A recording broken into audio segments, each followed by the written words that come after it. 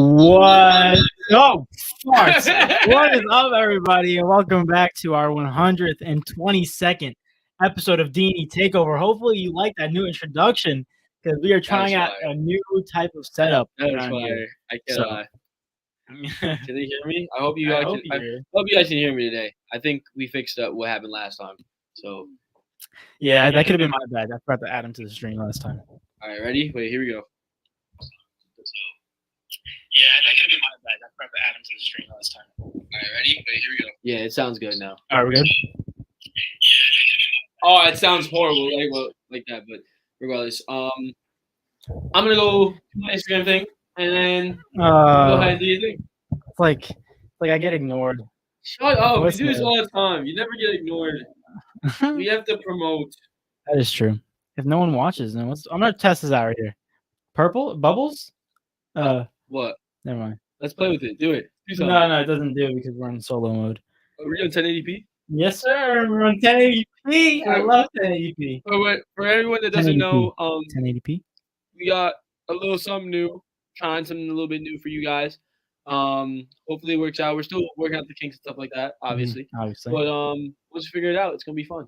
But yeah, let me go ahead and do what I'm doing on here. All right, I'll just start talking to everyone. Right. Everyone, how are you doing today on this lovely Thursday? Today's Thursday. Indeed it is. On this Thursday, September 15th, 2022. We are live from my house, so no locations allowed in this one. Why not? No, we're not doing that. This is the internet, baby. The internet's crazy, and we're posing for Instagram, and that looks awesome.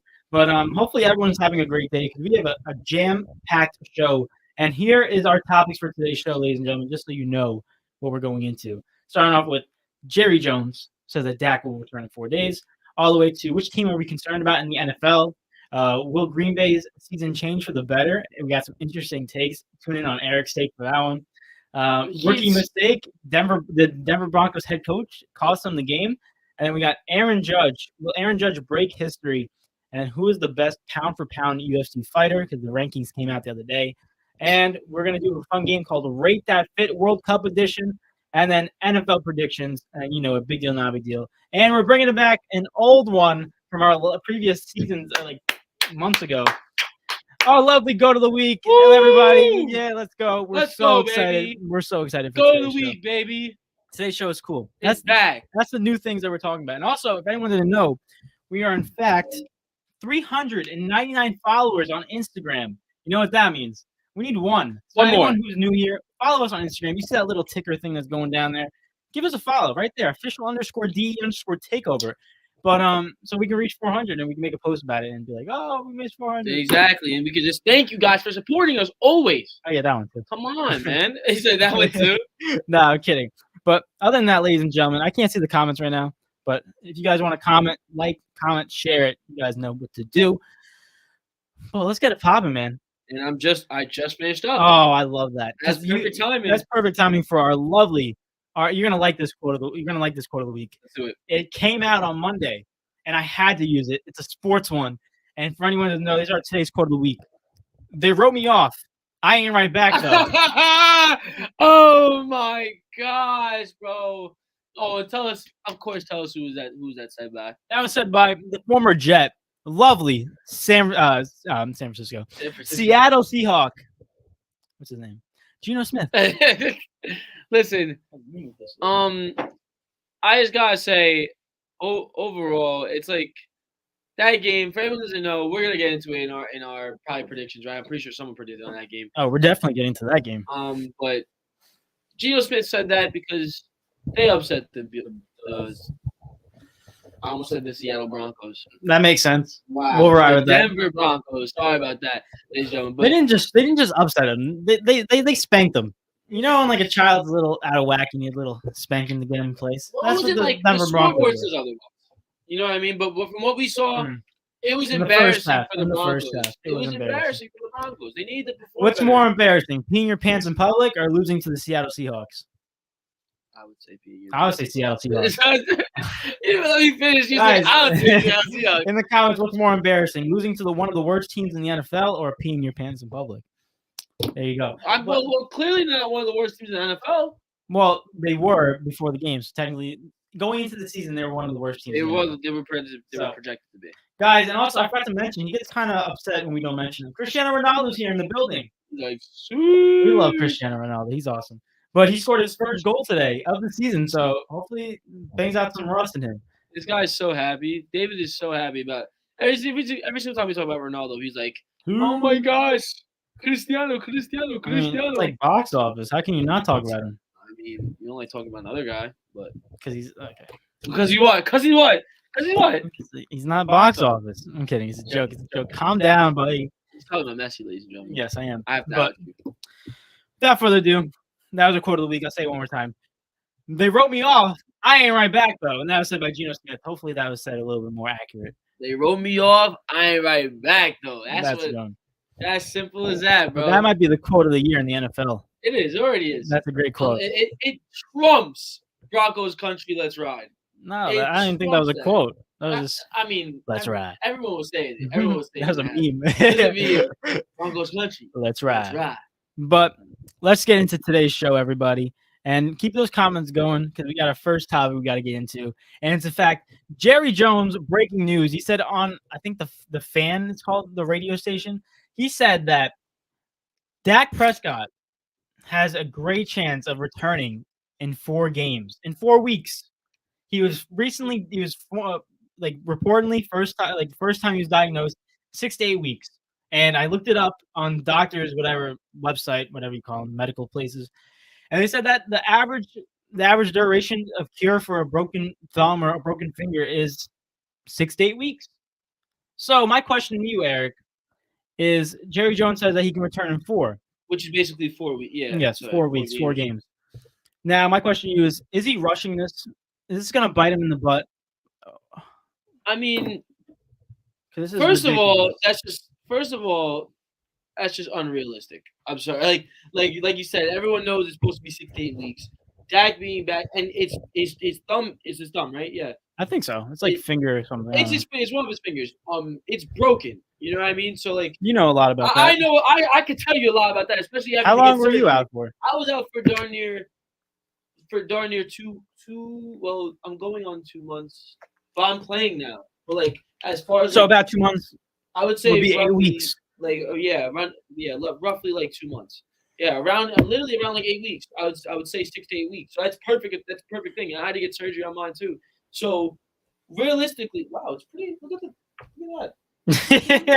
Like the scab is like kind of like the scar kind of going away. But regardless, I mean it'd be a miracle for him. He has to have surgery as well, doesn't he?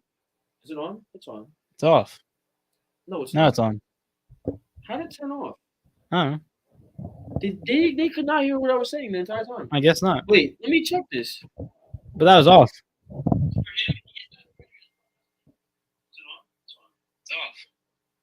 Now it's on. How did it turn off? Check my. Wait. Hold up. We're not doing this again. No, you know what it is? What? I didn't check my settings to see if it was connected or not. I plugged it in. I didn't check my settings to see. And it's not. See, this is why we gotta start off like this. Hello? There we go. Hold up. Let's hear it now.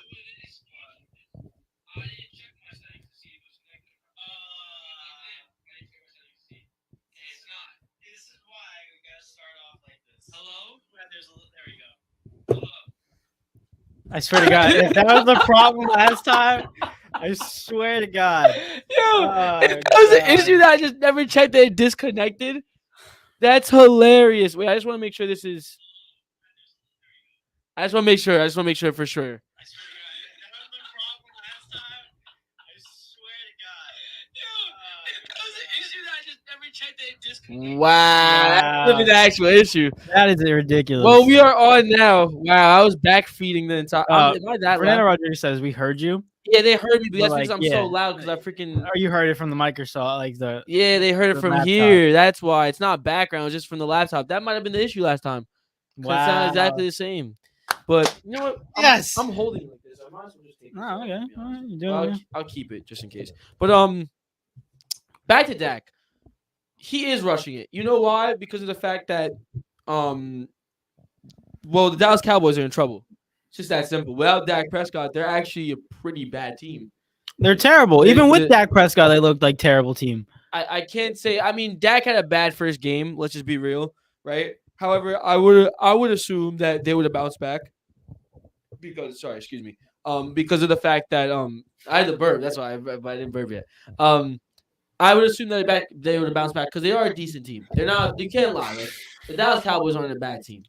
They made the playoffs last year. They just wasn't good enough. People thought that they were amazing, but they clear Dallas Cowboys fans just Delusional. One of the worst out of fans. their minds. But overall, like they can make they're a good enough team to make the playoffs. They're a good enough team to finish first in the division with Dak Prescott. I do believe that. Not saying that they're going to. I mean, I predicted them to, but I'm not saying that they're going to. They're not. Okay, but overall, without Dak, I can see them generally finishing third, which is scary because that's possibly it. Your Giants sneak in, or the Commanders possibly sneak in, which would be weird. You know what I mean? I just would never.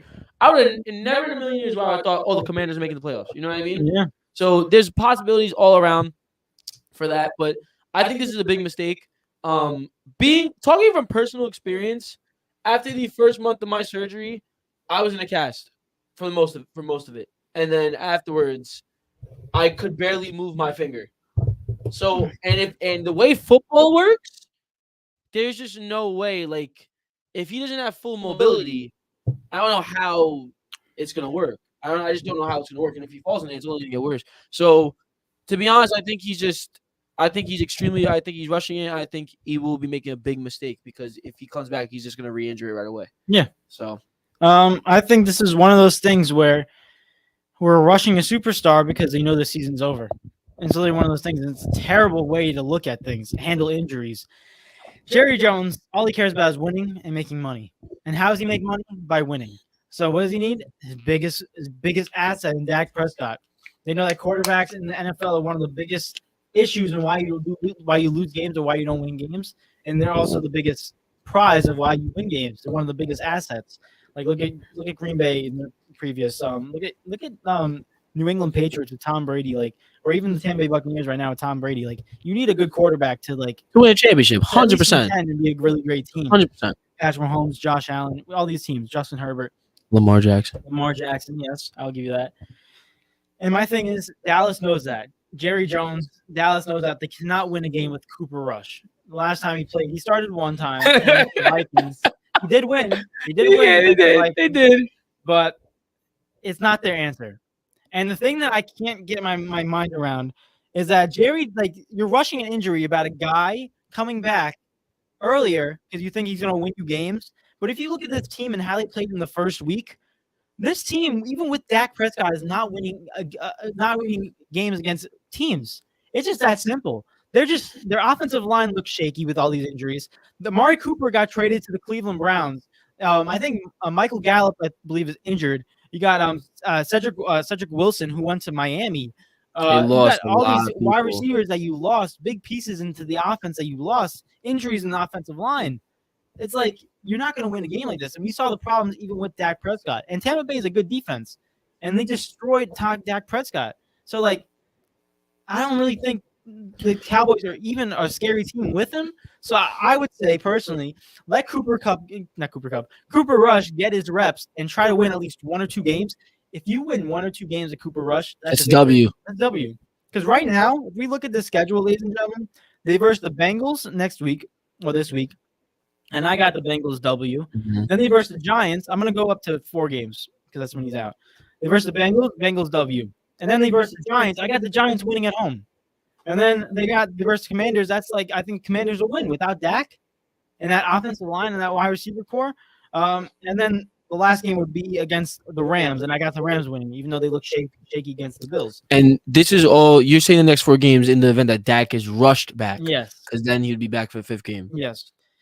But that's all losses. And say Cooper Rush can win one of those games against the Commanders or the Giants, like, instead of starting at the season 0-5, they're starting at the season 1-4 or 2-3, depending on what wins they get. Without their starting QB. Better.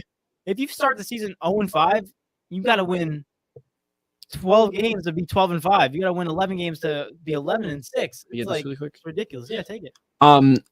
First, I just want to say I do think they didn't look good against the Tampa Bay Buccaneers, but at the same time, like I said, I think they would have bounced back if Dak, let's say in the world that Dak wouldn't have got hurt, I think they would have found a way to get a victory No way. eventually. I don't think they would have beat the Bengals, even though the Bengals look shaky, their first game in. But I think they could have possibly beat the Giants. I think they could possibly beat the Commanders because of the fact that these other teams, no offense to you, but these other teams are just mediocre. They're not star teams that realistically are going to shut you down. Like you have chances against these teams. It's gonna be like 50-50s. For example, the Giants beat the Tennessee Titans the other day. Yeah. Out of again, they worked hard, but at the end of the day, they should have lost the game. But the Tennessee Titans messed up. You know what I mean? So realistically, these are teams that you can be beating. You should be beating. Now, as far you said something earlier that I wanted. What did I say? I forgot. I say a lot of stuff. It was the first thing that you said. Will they rush him? About Jerry Jones, they don't care about you. Oh, yes. Okay. You said Jerry Jones, all he cares about winning and money, right? And what gets him money by winning. But I understand what you're saying, but as a head coach, what is your job? To win games. Exactly.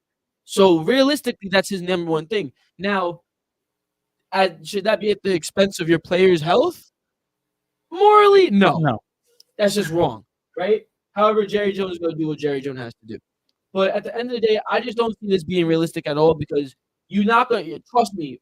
Again, from personal experience, when your finger can't freaking move and you have to relearn how to use your finger when you break it. Crazy. It's that because it's out of commission for that long. So I don't understand how Dak Prescott's be able to throw a football. Was it? I think it was his dominant hand. Yeah, it's a strong hand too. Exactly. I'm sorry, but if it was his other hand, he's not going to do anything. If it was his other hand, I think he would be playing in like 2 weeks. Possibly. But you're not. I'm telling you, all this movement, everything like this with your thumb is gone. It's like learning how to walk. You got to reuse every type of finger. So I don't see how it's realistic. So I'm thinking, open it for me again. I'm thinking he's gonna be gone for. I'm gonna say 6 weeks because let me fix. Already? 17. Usually they're like 25. Probably because we had it on beforehand and we were playing with it. But either way, I'm gonna say he's gonna be back in 6 weeks because they are gonna try to rush him. Right? I think it probably should be 8 weeks. And also, I think the Dallas Cowboys, in my opinion, let him recover. Y'all are realistically, you guys, it's time to call it quits. I'm sorry, you guys always think that you're Super Bowl contending, and you're just not. You're worse than me. That's saying you're something. Just not there. I'm sorry. Like David said, with Dak Prescott, they are a dangerous team. However, it's just it's not going to be enough. Y'all, I don't even think y'all are good enough to come out the NFC. The thing, and the NFC isn't that great. No, it's not that great. Even if you was to come out the NFC, you're getting dogged by whoever's in the AFC. Listen, this is the thing that I can't wrap my head around. Jerry Jones wants Dak Prescott to return because honestly, like I said before, it's all about business. It's all about getting wins. And Jerry Jones wants to win because he doesn't want a losing season, loses money, and they're all about business up there. So they don't care about Dak Prescott. Unfortunately, they care about they obviously care about him. Okay, they care about him, but yeah, they don't care. Okay, 6 weeks, we're not waiting that long. He's gonna be back in 4. They don't care about realistic injuries because they're gonna be like, okay, we have to win, and that's where the greed and the selfishness of the owners come into play. And I just don't think rushing an injury like this will benefit the Cowboys because even when Dak Prescott was on the field, I will not get off this point. Even when they versed the Bucs. First 3 quarters, he was healthy. He just didn't look good. He didn't look good. The offensive line was problems. The receiving core was. He also was not throwing well. Not accurate as well. He did not look good. Missed CeeDee Lamb by a mile. This is not good enough. And people are like, oh, if he comes back, we're gonna win games. I don't even know if they're gonna win games even when he's back. So to answer the question, are they rushing his return? I say hell yes because they don't care, and they just want to win games. And also from Mike McCarthy's standpoint. Dak Prescott's the best chance for them to win, and he wants to keep his job. But the thing is, you can't. I'm sorry, but guys, even with Dak, you guys are just not winning a championship. If the organization is telling you go win a championship with Dak Prescott, and you guys, like you said, Michael Gallup's out, your whole offensive line is trash, and you just lost Amari Cooper, when realistically your main target is freaking CeeDee Lamb. Mm-hmm. Yeah, I don't know. Your organization is just dumb. You guys aren't winning the championship. You're not winning the Super Bowl this year. But That's why I say just let him recover fully, and then at least have him come back stronger. You know what I mean? He's gonna want to be better because he's gonna be out for so long. Yeah. But I mean, how long was Russell Wilson out last season? He had a broken finger too. there's a difference. The Seahawks were most definitely, no offense, but the Seahawks was most definitely not winning the Super Bowl either. Not with Russell Wilson. Even with Russell Wilson, there wasn't that amazing. It's literally the same situation. literally If you the really same look at it, that's situation. minus the receiving core. If you look at Russell Wilson, he got injured. I don't know what week it was, but it was later in the season, I believe. He got injured with a broken finger as well, and he was out, I think, for the rest of the season. And I think he came back week 15. Like it or was 14. too late. It was too late. He was out for like at least 6 games or something, 6 weeks. There you go. But like it's literally the same situation. Except for the receiving core, because I think Seattle has a better receiving core than Dallas right now. But offensive line issues, Seattle had one of the worst offensive lines in the league. Russell Wilson was always complaining about it. If you look at Dak, he can't stay in the pocket because that Tampa Bay defense was rushing him. The offensive line wasn't holding it. It's terrible. So you have more problems than Dak Prescott's finger to worry about in Dallas. So why don't you fix those things before you bring back a quarterback earlier than he's expected and ruin his chances of re-injuring it? Increase his chances of re-injuring it. And I understand it's not like I understand Dak Prescott's not like a mediocre quarterback in the league right now. Like very mediocre, replaceable almost.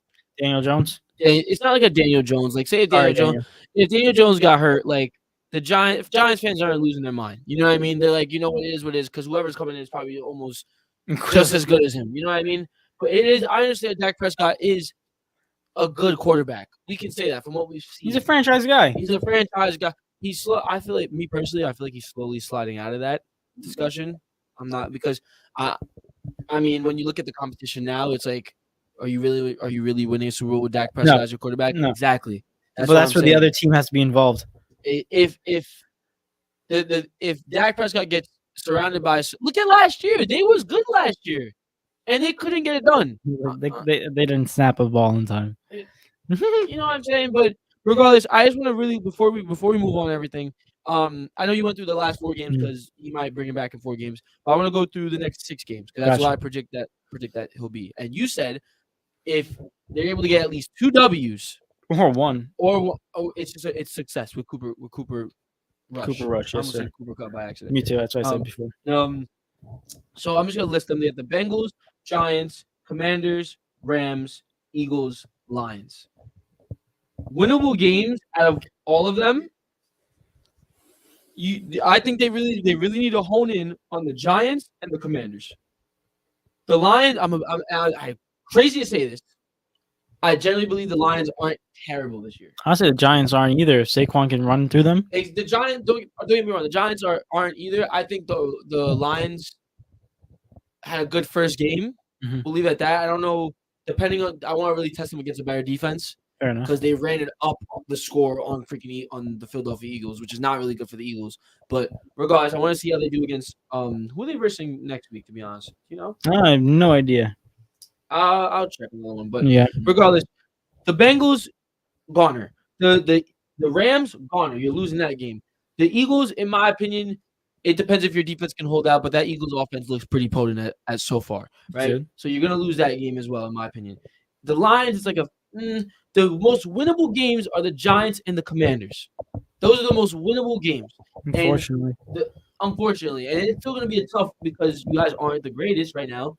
But tell Cooper Rush, tell him to go out there. If you get me 1 W, bro, I buy you an ice cream. Some incentive. Give him something. Be like, we'll keep you around for longer. No, you know what his incentive is? To steal Dak Prescott's job. Exactly. This is like give him something to work for. Be like, listen, Dak's out for a little bit, and let him know, like, realistically, even with Dak, we probably not winning a chip. You know what I mean? This is your time. You want to be the starting quarterback? This is your time to take it. Yeah. Let Dak rest though, because if you bring him back early, it's only gonna make it worse, and you guys are still gonna be just as bad. Yeah, I say these problems are more than Dak Prescott, so you guys need to calm down about bringing him back earlier so you can win games, because you're gonna lose games even with him if you don't change your offensive line and your wide receivers. Also, really quick, guys, how does the audio sound? Just want to double check. I'm not gonna check myself, but go ahead. Other than that, yeah, Jerry Jones, you know what you gotta do. You're not gonna listen because you want to win, and you don't care about people's injuries, Jerry. That's just a bad decision. Bad It's decision. It's bad. But I don't know. Let's bring up this next one. I'm I'm gonna gonna go in order of mine. I'm gonna pull up the. Oh, really quick before you move on. We didn't put this as a thing. It's gonna. I'm just gonna do it for 2 seconds. Really quick, guys. I just want to give you a fantasy update on what's going on in our D&E Takeover league. Sorry, our first ever football fantasy league. Now, I'm not gonna give you the scores of last week and all that stuff because we posted on the Instagram, so you can check all that out on the Instagram and it's on our story. That's why you gotta follow us. We need one more. Follow us on the Instagram. It's on the ticker below. I don't know where it is, but it's somewhere down there. But regardless, and also if you missed the stories, you can go check out our highlights. Just click on the fantasy one, and it'll update you on everything there. But really quick, just for the matchups, I just want to tell you guys a matchup for this week, being the fact that it starts tonight. Let's go ahead. Get your lineups ready. In here, and the matchups. It's already started. It already started. But the matchups are. I am Tailored Suits, which is my team, is versus Team Young Sets, which is Zach Setzer. Zach Setzer. Sorry for that. Buckle Up Buttercup, a new team What the heck is that? That is Matt Remsen. He has wait, is it Matt Remsen? I think it's Matt Remsen. Let's check. Yeah, it's Matt Remsen. He is versing Call of Duty. What the heck is that? That's Jalen. That's a fire name. I gotta say a good name. Call of Duty. I like that. Look at the new names. I gotta change my name. And then you got Team Rodriguez. That's what I'm saying. And you can name it Team Sherbert. No, I'm kidding. Let me stop. You're versing Run CMC, which is AJ Setzer, and Team O'Connor, which is Kyle O'Connor, is versing Ground Motivations, which is Mr. Motivations. And then you got JoJo Buckets. It said it bucket twice. Versing Lions Guns Super Bowl, which is Nas, and JoJo Buckets is JoJo Buckets. But stay tuned. Right now, Mike Williams is killing it for me. He's got like 12 points right now. 12.6 points. And the score of that game right now is 3-0 Chargers. Yes, I'm looking at that right now. But I just want to do that really quick before we move on. Now you can go ahead. No, you're good. Don't worry about it. But let's go into our next topic, and I'm just going to right into the flow of this. Eric. David. Right in the comments right now. You see the question up on the board right now. Which team, after week 1 and finally it's over, we get to see which teams that look good, which teams look bad, and which ones are all right. Out of all these teams, which one are we the most concerned about? And I know it's week 1. I'm just saying out of week 1, based off of week 1, what are you most concerned about? Which team? I mean, I kind of want to pick somebody else because it's so easy to pick the Cowboys. And we just spent a whole 30 minutes talking about Dak Prescott and the Cowboys and their bad decisions. But if I had to pick one, it's definitely the Cowboys, number 1. But let me go ahead and pull up really quick just to make, off the top of my head, I could go with one. I want to have all of them in front of me really quick. So just give me a second. I just want to have everything in front of me. Here we go. But let us know, guys, in the comments down below, who do you think is the most team to be worried about right now, based off their week 1 performances? And not worried about good, but concerned. Maybe they're supposed to come out and they wasn't. There's no hope for them anywhere. Okay, so for me, looking at these teams, the first thing that popped into my brain, honestly, there's 2 teams I'm thinking of now. Okay. One, I feel like no one really talked about it, but I'll be honest, the Tennessee Titans. I was looking at them. Again, no offense to your Giants. I'm not high. I'm not high on the Giants. No one was. No one is realistically. Only I am. That's because you're a fan, though. Exactly. But I don't think Tennessee. That game shouldn't have been close, let alone losing the game. Well, I'm dragging it. It could have been close, right? But however, I don't think they should have lost that game. And losing to the Giants could be a real morale damager for them this season because Giants were projected to be one of the worst teams in the league. You know what I mean? And to lose to them, what does that make you? Yeah. Also, the fact that they realistically shut down Derrick Henry, and that's another scary. Only 82 rushing yards. I know it's still a decent. That's a pretty decent game. Good game. But for Derrick Henry and what he has to do for this team, against the Giants defense is not really a top. That's not okay at all. So that's concerning. But another team that I would say between them and also your Green Bay Packers. Well, more of us your Aaron Rodgers, but Green Bay Packers. And the reason being I say that is because I saw a clip today. I didn't get to watch that game. Thankfully, thank God I didn't get to, because I would have been ripping my eyes out. I felt bad that felt so bad. Aaron Rodgers threw a ball down the field to a rookie wide receiver, wide open. He drops it. Dude, I kid you not. Guys, I can't make this up. Like this, running. No, that when you look at that ball, that was perfectly placed. Like literally, all you had to do, it was literally in stride, in stride, and legitimately just like we do that at flag football at the gym. I swear to you, did.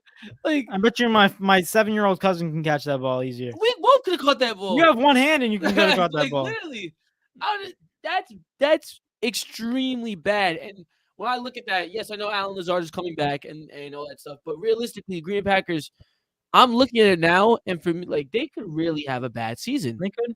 Like it could go.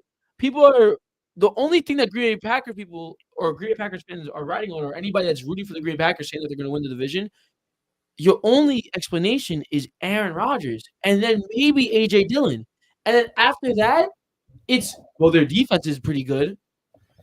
Not good enough. You're riding on things that are like, I mean, a defense can win you a game, but your offense has to produce one.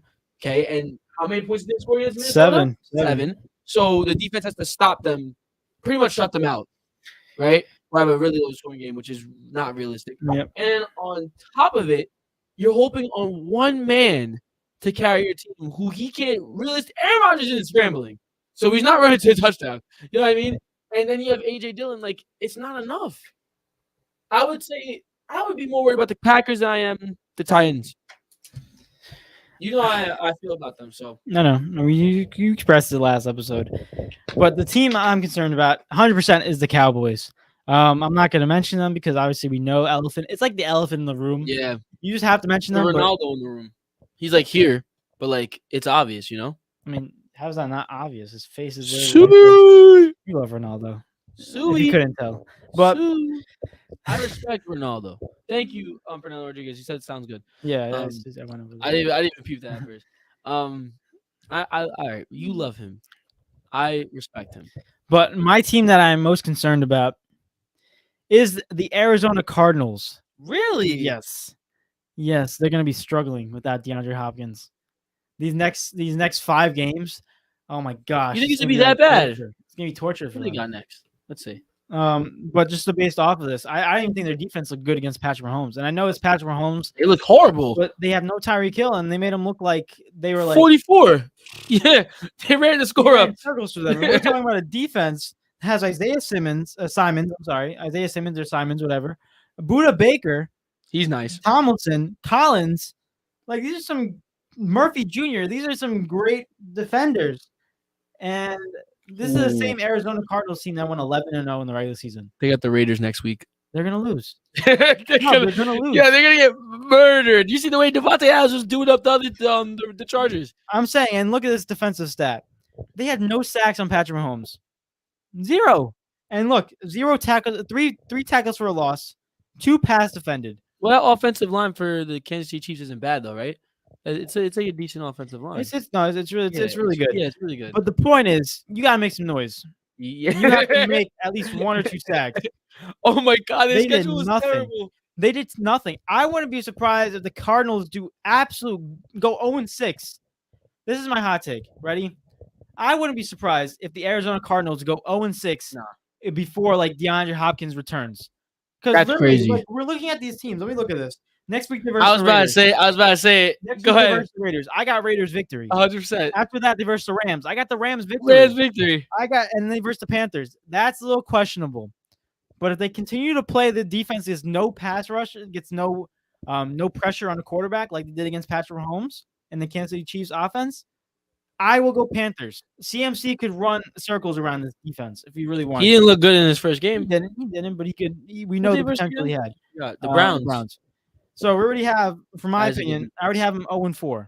Now we got 2 more games before DeAndre Hopkins comes back. The Philadelphia Eagles. The Eagles defense is not that great. It's not, but I think Jalen Hurts is a better quarterback than Kyler Murray. Whoa, hot take. Wait a minute. Hold up.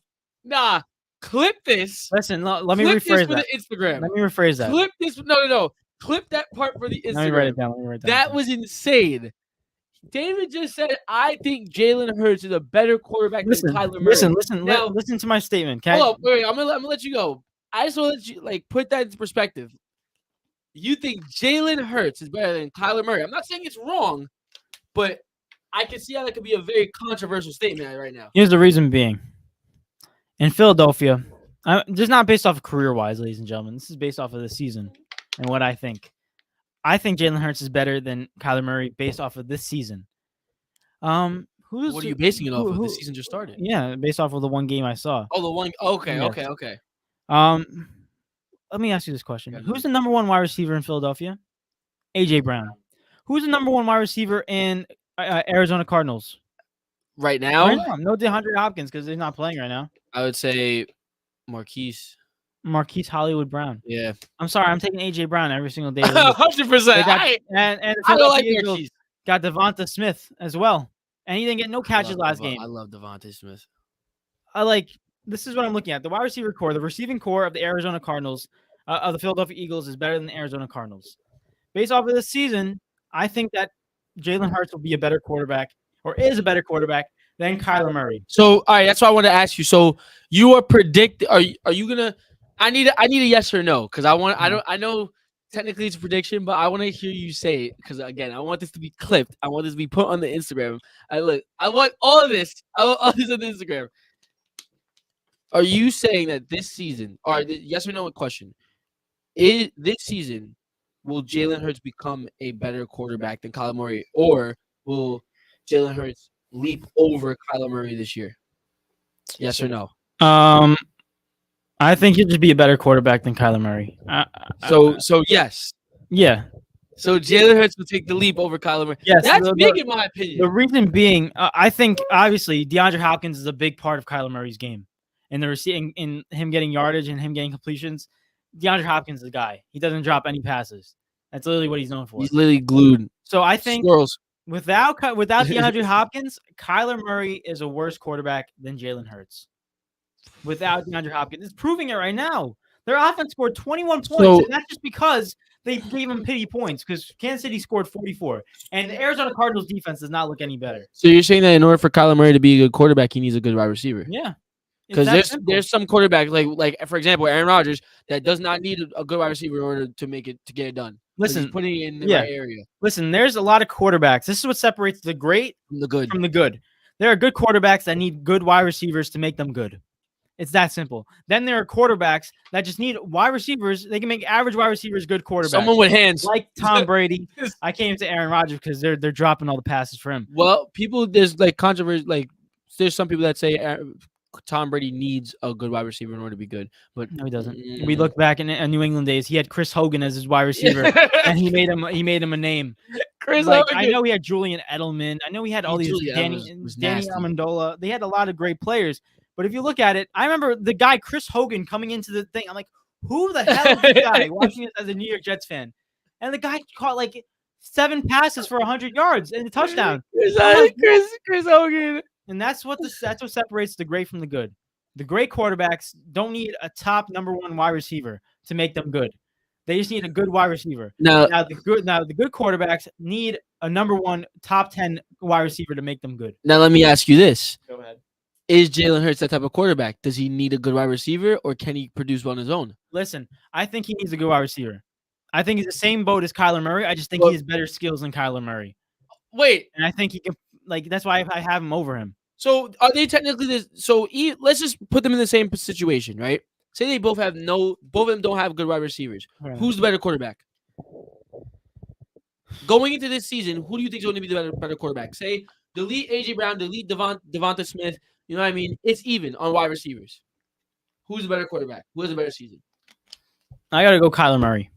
So you think Kyler Murray is technically better then?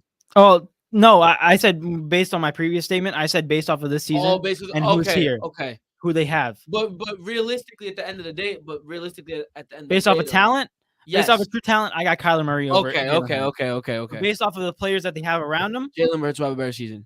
I can agree with that. And also go back to my previous hot take: the Cardinals we'll go.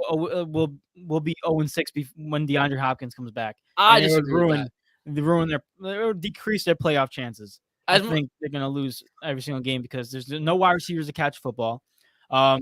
Their defense looks terrible as well. I know they versed Patrick Mahomes in the offense, and they're great, but like they didn't get one sack.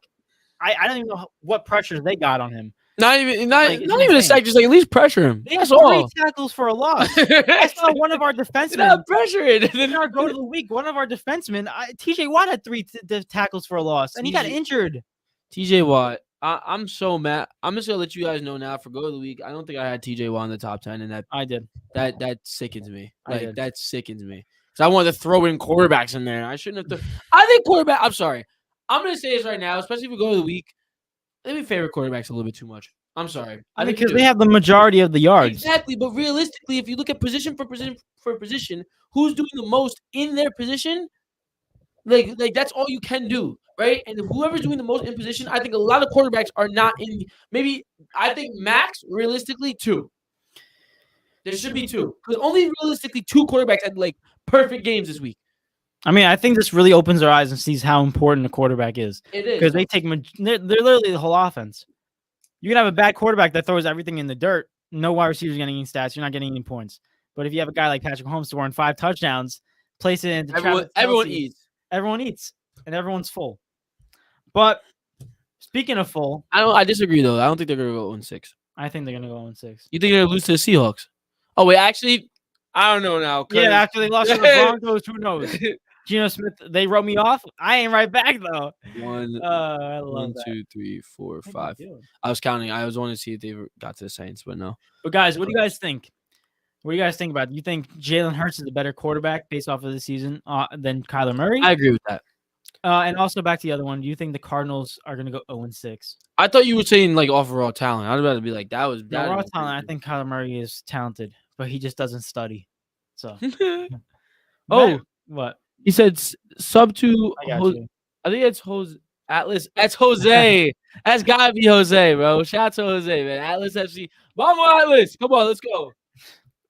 But yeah, that's what I have. I have the Cardinals, which the team I'm concerned about, and your team is. I go Green Bay. You go Green Bay Green Packers. Packers. I don't know. Out of those 2 teams, which one are you most concerned about? And or if you're not concerned about both of them, then pick a team that you are. But we're gonna move on to speaking of Green Bay. Oh boy, I got a topic for you, my friend. There's been speculation about Aaron Rodgers and his wide receiver position. And Josue, my fault. Josue. what'd you call him? I call him Jose. His name is Josue. Yeah, that's not nice. Because you spelled it Josve. That's not how you spell it in the group chat. I'm dead. Hey, you spelled it. You didn't spell it right here. But speaking of Green Bay, you say that they're in trouble, all right? And when I mean in trouble, like they're in big trouble to even win the division. Bro. Now, my question to you, ladies and gentlemen, and Eric, will Green Bay's season change for the better? Yes or no? Guys, I hate this. I hate this. This Green Bay hype needs to stop right now. What Green Bay hype? Everyone in the beginning of the season. Yeah, because Aaron Rodgers. Oh my God, Aaron Rodgers. He's such a bad man. Bro. You're telling me you don't. You're telling me understand. back-to-back MVP is not a bad man. Oh my God, no one's saying he's not a bad man, but guys, we need to understand the concept of like a team sport is that you can't do it all by yourself. You just can't. Obviously not. We've seen it several times proven. But he has professionals. All right, but It's not like he has me and you catching a football. oh my! And I still think we could do a better job. He has professionals in a league of professionals. Everyone is good. How do you make the professionals? Everybody's you have good. to catch a football. Everybody is good. I don't want to know. Stop. Go. First of all, Green Bay's not winning the division, and for everyone that called me crazy for that, including you, I'm just saying that right I now. feel like I give you props about the Vikings. Though. Afterwards, I did give you props But about I just Vikings. want to say that right now. The Vikings are winning the division, and yeah. Now, secondly, He would give you the middle finger, but his finger's broken. I mean, I could have. Oh. I could have. What's it called? Anyways, as for will the season change for the better? There's only one answer to this. Unless Alan Lazard becomes meaty, like he's already pretty decent. He can be. He's played with him before. Yeah, they have He's chemistry, comfortable. right? He can catch the football, so that's a good thing. Yeah, however, Allen Lazard at number 1 position doesn't really put you in a certain area. I think it makes them 100% better. I think they can get a couple of sneaky dubs out of this. Sneaky Dubs. Oh, that's a However, nice gamer tag name, Sneaky Dubs. sneaky dubs. What's it called? However, I think the only real way Green Bay's season changes for the better is if they get one man. Can you guess who that man is that I'm thinking of? There's only one man. That would OBJ. So wait, let Green me Bay. reiterate for this for everyone. So you're saying that in order for Green Bay's Packers season to change for the better, and their biggest problem is wide receiver, that they should go out and sign OBJ? They have to. They don't have a choice. They don't have a choice. And it's not to Is he say still injured, bro? either way, I'm sorry. Like Even either way, injured OBJ, bring him on the team. yo, At least he's got either hands. way. But my thing is this. We were just having the conversation that some quarterbacks can't get it done without, or some quarterbacks look better with good wide Which receivers. separates the good from the great, yes. Yeah, Aaron Rodgers is not one of those guys. No, he's great. Like great regardless. Like we said, if you look up clips from Aaron Rodgers in that game against the Minnesota Vikings, though that wide receiver core was buns, like straight buns. It was insane. They dropped the opening Passes, touchdown.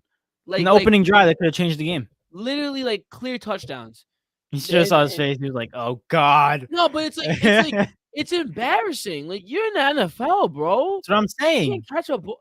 Like I can understand you being contested and you not being able to catch a ball as well as other people. Yes, Right? That makes sense. that takes time. Takes practice. And realistically, sometimes if you're just not that guy, you're just not that guy. You know, I get it. But if you're wide open, I understand some people have blunders and stuff, but Oh. it's like blunders, like mishaps or like That's what it is. what's the word? Miscues. You know, in a game when you lose focus for 2 seconds, I don't a know. lapse. Oh. You know what I mean? Like when you could have, was it like a lapse of focus? I'm looking for a know. word, but you guys know what I'm trying to Pull out say. the dictionary. What's it called? Either way, I understand sometimes you just mess up, right? But this is first impressions, bro. This is your first time, and you dropping. Come on, no, bro. there's no excuse for that. And Aaron Rodgers has been saying in camp that you guys were dropping balls beforehand, so it's not. This is nothing new. There's no excuse for this. You played wide receiver. I'm pretty sure your whole life. Well, you just at wide receiver you don't catch football. Is that the new meaning to wide receiver nowadays? We don't catch footballs. Like you've been doing this throughout college, throughout high school. I'm pretty sure you know how to do it. I know he was nervous, and I will give him that.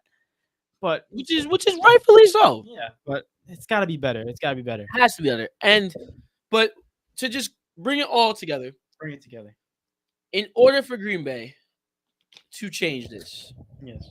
they are going to need to sign OBJ.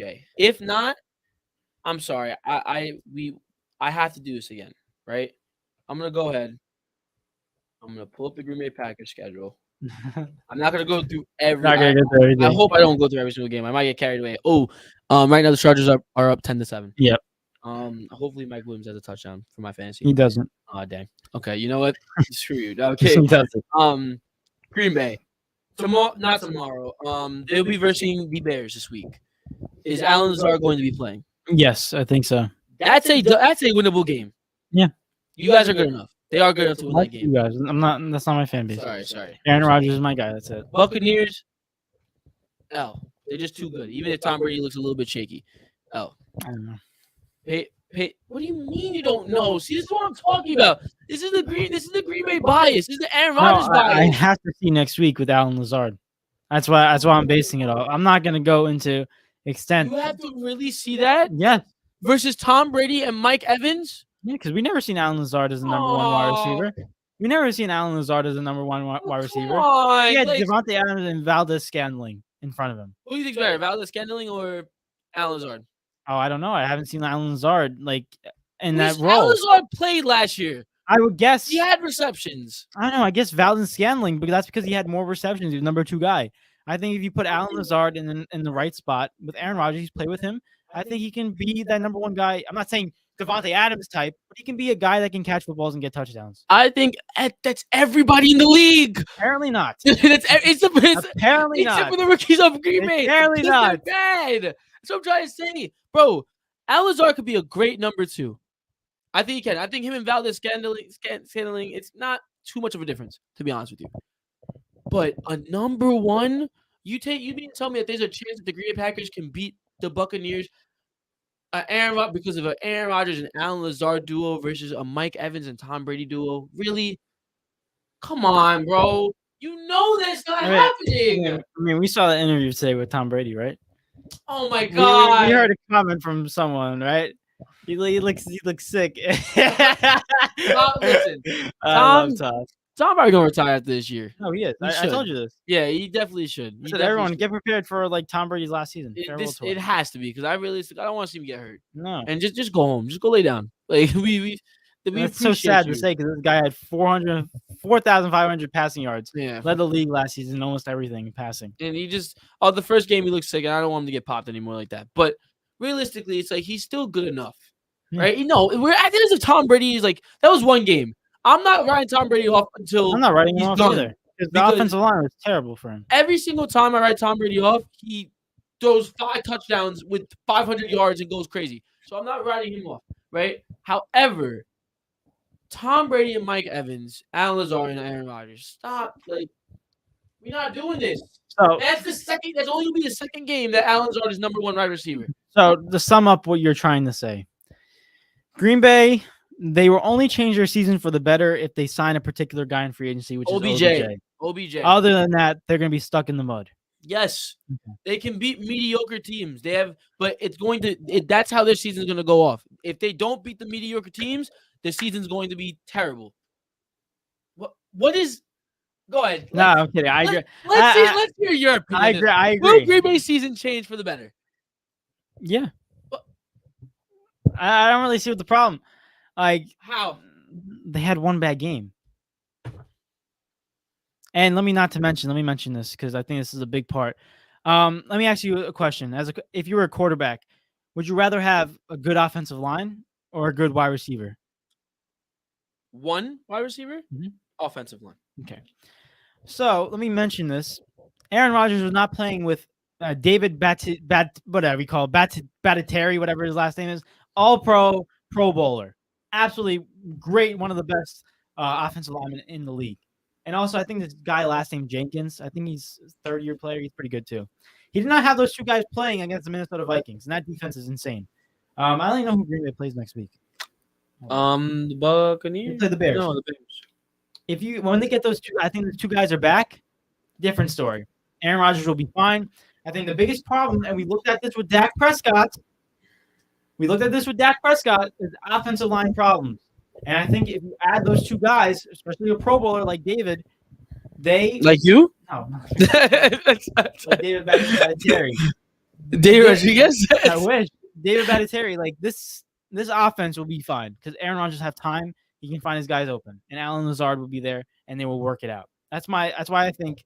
Give me until week 2, week 3, and then I will give you an answer about their season because I think the offensive line, adding them back is a big deal, and adding Alan Lazard back is a big deal as well. You are comparing their success off a game against the Bengals, not Bengals, the Bears. Well, I want you to think about that. Here's the thing: you can tell if a team's playing good or bad. It doesn't matter what the team is that they're versing. You can tell if they're playing good or bad.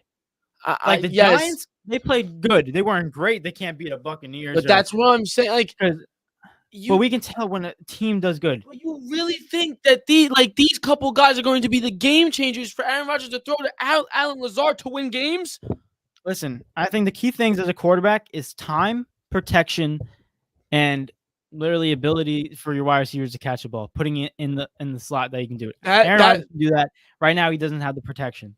And all right, so let's say he gets the protection, even though realistically better teams are still going to get through, right? He gets the protection, okay? Gets the time. There's one more. Alan Lazard. Oh my God! It all comes back to Alan Lazard. Alan Lazard. I'm gonna say this right now with chest, and you know what? If he proves me wrong, I look stupid and whatever. You know what I mean? But Alan Lazard is not a number 1 wide receiver. He's not.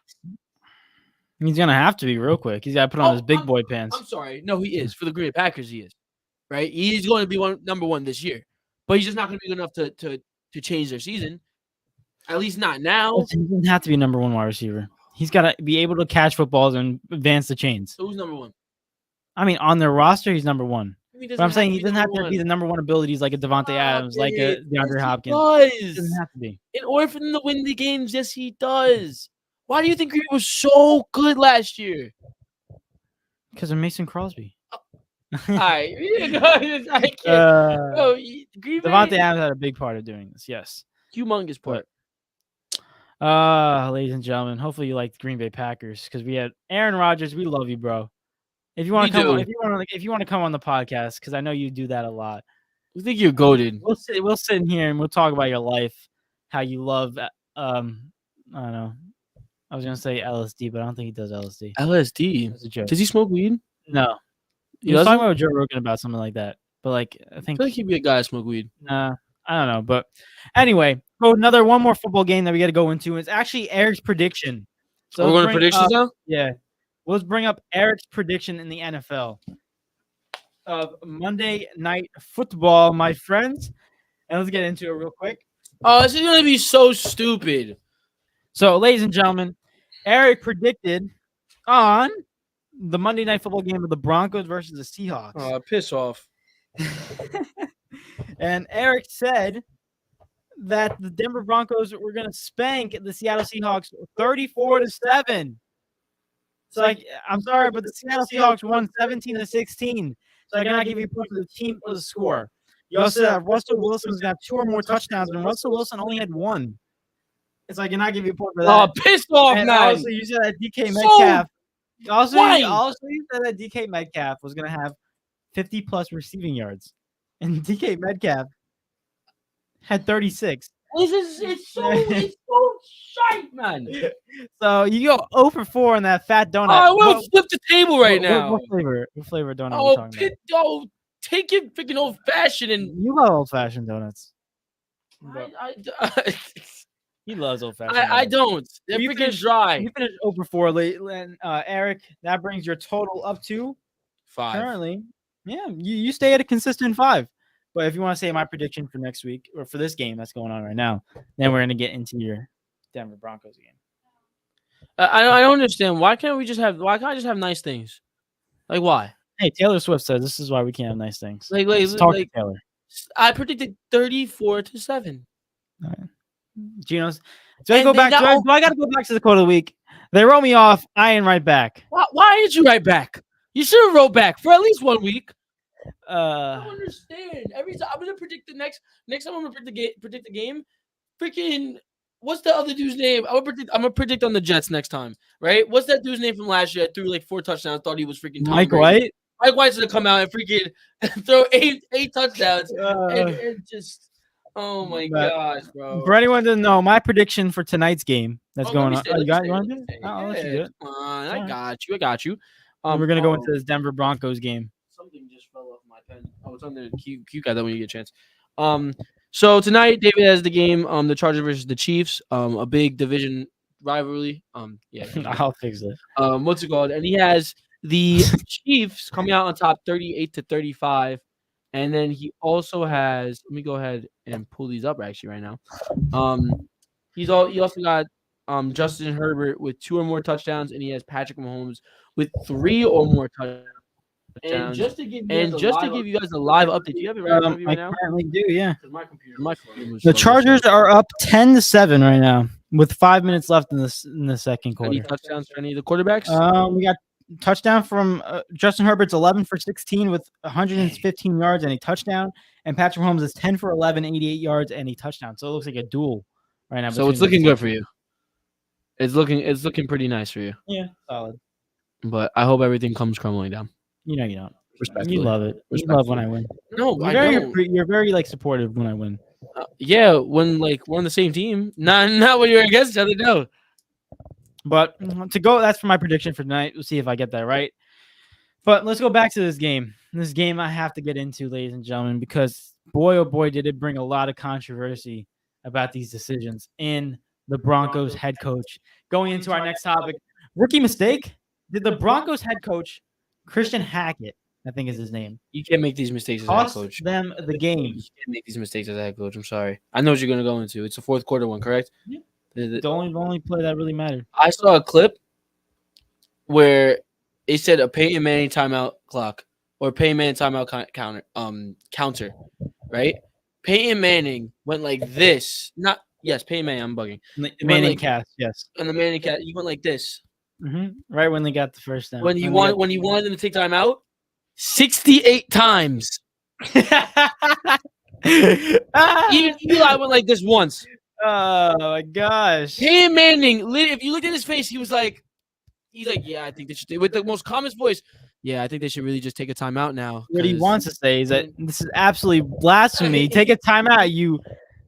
He wanted to curse all on the show, but you can see on his face he was disgusted. He was like, he just couldn't say anything, right? Like it's and it cost me my prediction because they don't want to play football. Can I ask you a question? Yep.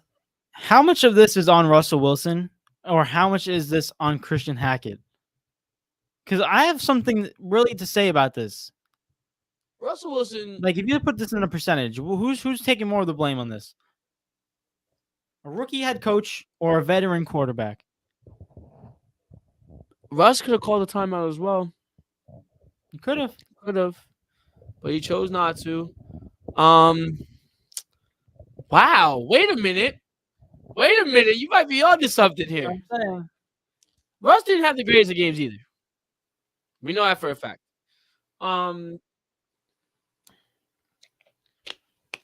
I want to say 50-50, but I might go like 75-20 on Russ. You think Russ is more of the blame? Possibly. I mean, I think they're both to blame when it comes to the timeout because they both could have called the timeout. I don't care if you're a rookie. You know how to I don't care if you're a rookie coach. He's an offensive coordinator. He knows how football works. You know how football works. If you're a head coach, you know how football works. Simple as that. You don't get the position without not knowing how football works. So both of them are at fault. But Russ could have had a better game.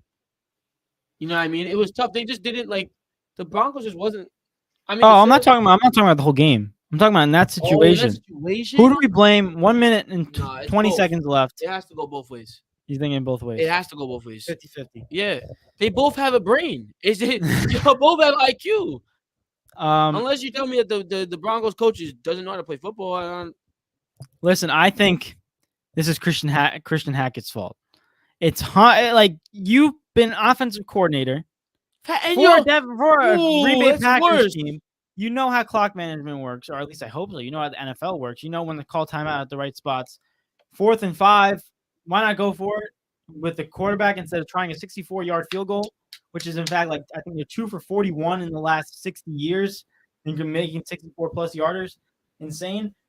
The only two guys that make that is Matt Prater and your guy Justin Tucker, who has the Ravens flock stand up. But Ravens flock stand up. You'll say Ravens. No, I'm not saying it. Say Ravens flock. I'm not saying it. You're part of Ravens flock. No, Check out the last podcast. I'm David's going part of back. Ravens No, I'm flock. not. Get out of here. You want to put the video? No. Don't even pull it up. You just. But let me just go. David's part of Ravens flock. I'm not. You are? It's terrible. Now you made me lose my train of thought. Listen, the reason why I think this is on Christian Hackett, because obviously he has to make that decision. This is absolutely you stink. You really do. Keep talking. No, I'm not gonna keep on talking. Dave, hold on. David is a part of Ravens flock. I just want to. God.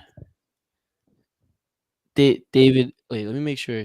You can see it. Don't worry. My thing's laggy, but I don't know. It's a little slow, but you can see the outline. You can see what the colors look like. David's a part of Ravens. All right, whatever. You happy? Give me a break. You love the Ravens. Listen, get out of here. No, I'm not high-fiving you. I'm going to go back into the conversation. The reason why I think that this is Christian Hackett's fault is, like I stated, he has to make these decisions quicker. He can't waste 40 seconds and then call a timeout with 20 seconds left. There's something. Don't worry. I am losing my train of thought. This is absolutely ridiculous. This is ridiculous. I'm in his head. Referee. That makes no sense. I'm trying to think, and you're distracting me. Ready? Yeah. You suck. I'm so done. I'm so done right now. Waiter, give me the check. Give me the check. I'm out of here. I thought someone was actually over there. Honestly, no. Look, 64-yard field goal, and I don't care where you post it anymore. I want to talk to you seriously. 64-yard field goal. 64-yard field goal. If you're a head coach, I didn't see honestly, it. if you're a head coach, honestly, 64-yard field goal, you're gonna take it 4-5, you potentially win the game down by 1. Are you gonna kick a 64-yard field goal? The probability is like 5% of making it. I mean, no, I'm Or kidding. are you gonna go with the guy you paid $250 million to, Russell Wilson, to lead your team on a 4-5 and hopefully get a first down, live or die by that? Which one are you going with? I mean, who's the kicker? Brandon McManus. He's pretty good. I'm kidding. It's obviously Russell He's Wilson. 1 for 7 on 60+ yards. He could have been 2 for 8. He's not. Yeah, you made a mistake there. But at the same time, you can say the same thing for Russ. Russ is a veteran. Russ saw the clock. Like, make the call. Yeah, that's why I'm also like Russell Wilson. You're their guy. They brought you in for a reason. They want you to be the number 1 guy on the team. $250 million doesn't go to anybody. It means you're a leader. You're the best player on the team. That's fair enough. You've been in this league for 10+ years. You got to make the call too. Your head coach is a rookie, for God's sake. I know he knows how to coach, but still, obviously not, because he didn't call a timeout and all that other stuff. You are Russell Wilson. You got to put your foot down and be like, hey, coach, we got to call a timeout. This is ridiculous. And then go for the 4th and 5. I would have went for the 4th and 5. And if we got it, we're good. If we miss it, all right. It's not like people are like, oh, you should have took the 64-yard field goal, because that's unrealistic too. This is what I don't get.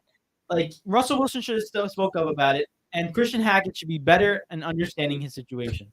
It just wasn't that, and that's why they lost. They deserve to lose after that, honestly. They let the clock go down to 20 seconds, call timeout for a 64-yard field goal when they have Russell Wilson they're paying $250 million for, just to sit there and watch the kicker miss. Broncos country, left wide. Left was it left wide? It was left wide. But that's all I gotta say about Christian Hackett. Hopefully he learns from his mistakes. But I mean, all I'm saying is that this Denver Broncos prediction I had early in the season about them being bad is looking pretty good. A lot of people had them. I'm surprised how many people had them like top. Yeah, that's the one thing I didn't get about people. They were like, "Oh, the Broncos are gonna be good. They're gonna be number 1, number 2." I'm like, in their division? No, we got Patrick Mahomes. Hey, the Chargers look amazing. Like, we got the Chargers and even the Raiders. I think even though they lost, they played better than the Denver Broncos. They played a better team. But I still have my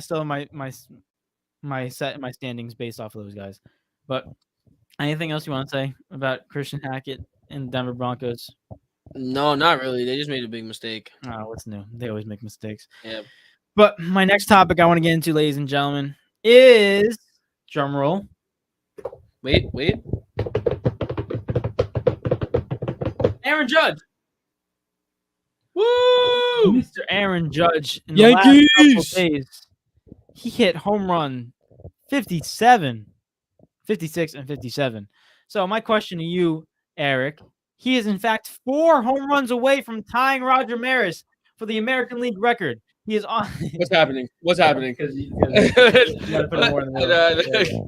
No, but he is 4 home runs away from tying the legendary Roger Maris with 61 home runs in the American League. But he's on pace for 64, 65 home runs. Now, my question to you is, Eric, will he break the record? Will Aaron Judge break history? Yes or no? Based off the first one. We're talking about AL, right? 61. Yeah. Yes. It's just that simple, ladies and gentlemen. Aaron Judge will go into the history books. I think he's gonna do it. He just doesn't look like he's slowing down, and also I think the Yankees need him right now. That's the big thing. He's their whole offense. I think the Yankees need him to do it. So, and it's not even about him breaking the record now. It's about him actually just producing for the Yankees. So, for me personally, I think Aaron Judge will most definitely break that record this year. Yeah, I think 61, 4 home runs away. I think it's 19 games left. Question is he gonna hit? 72? Is he gonna Barry Bonds? He's got to hit a home run every single day. 15 home runs he's got to hit. There's 19 games left. 15 home. You think he's gonna hit a home run every single game? Imagine. That'd be like the craziest run of all time. The MLB record for consecutive home runs in a game, back to back is 8. Mike Trout had 7 recently, and he just missed it the other day. I don't know who set that record, but it's 8 home runs consecutive, back to back to back. So that means it's very rare to hit a home run. I say it's most definitely that Aaron Judge breaks Roger Maris's record. It's 4 home runs from tying it, 5 to beating it. I think he will get that. Now, will he beat Mark McGuire's 70? Will he make Barry Bonds 72? You don't think he's a hit 70? No.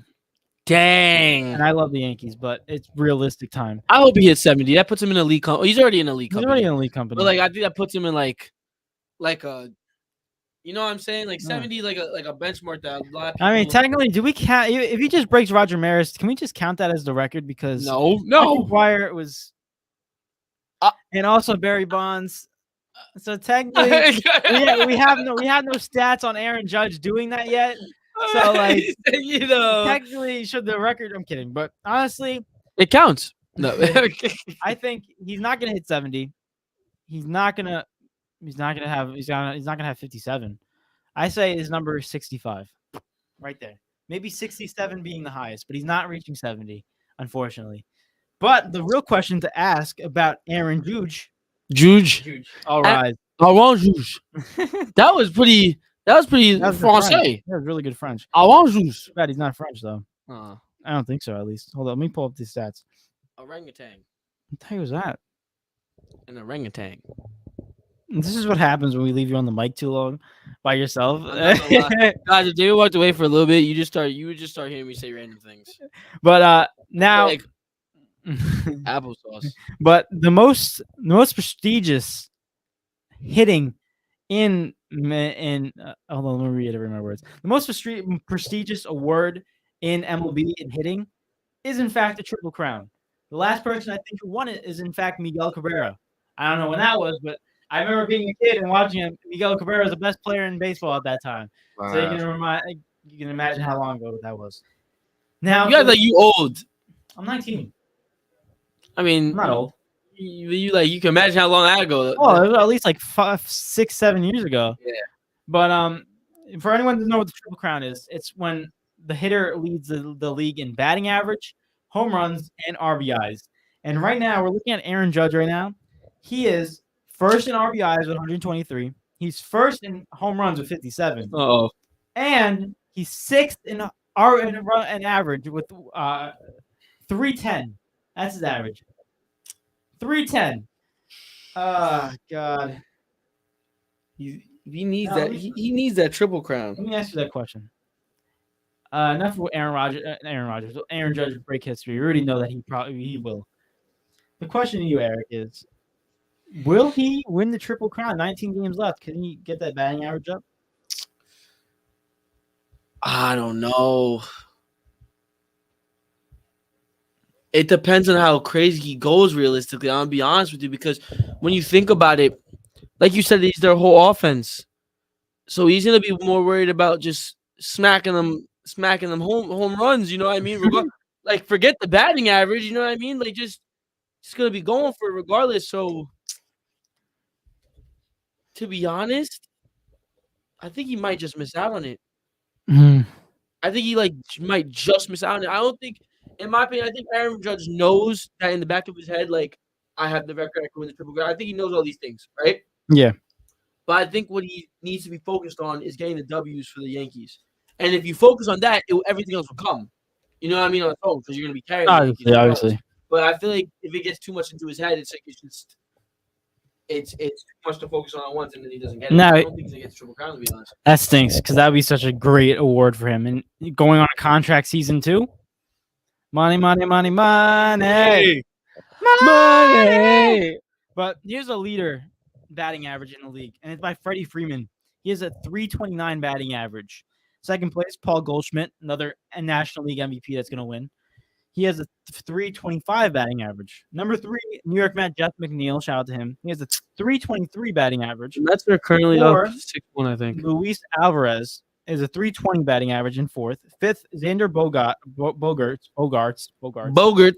And 317 batting average. And 6th, Jose Abreu with a 313 batting average. And then Aaron Judge in 7th with a 310 batting average. I thought he was in 6th. You said he was in 7th. It was in 6th in ESPN, but then MLB It has him at 7, so I don't know. Wow. So he's Yeah, dropping even lower.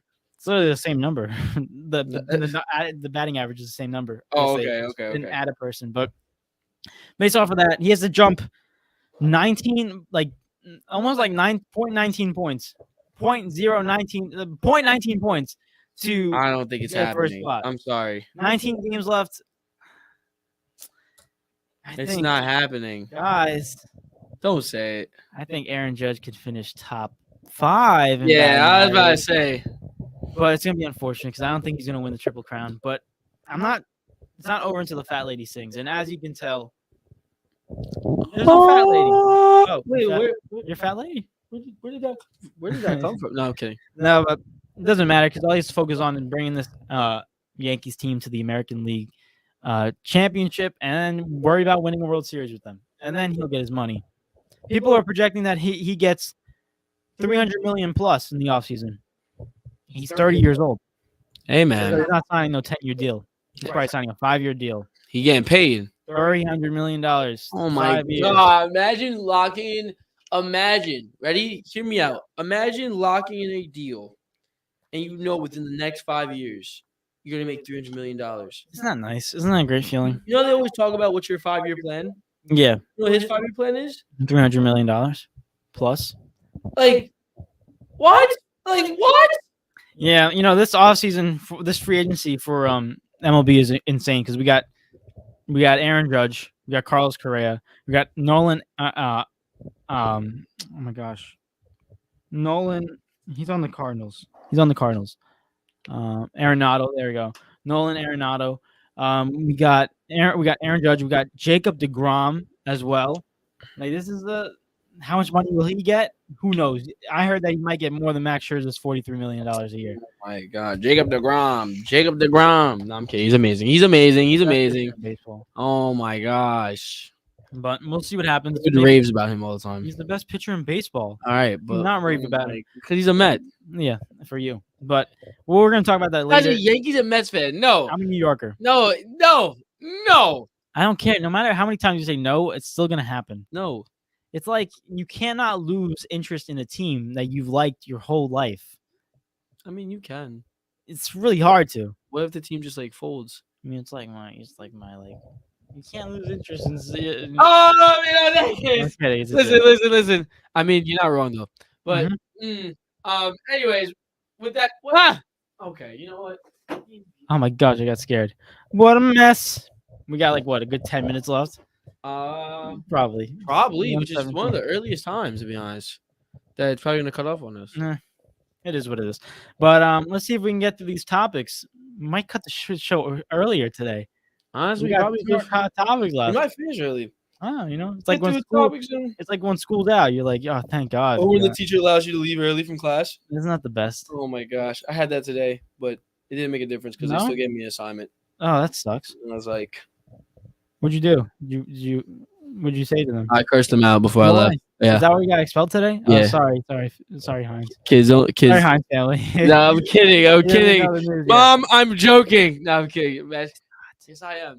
I didn't curse anybody out. I'm a good boy. Oh, my bad. I just hit my knee. Ow, that hurt so much. It's not that good anymore. Ow, that hurts so much. On my table.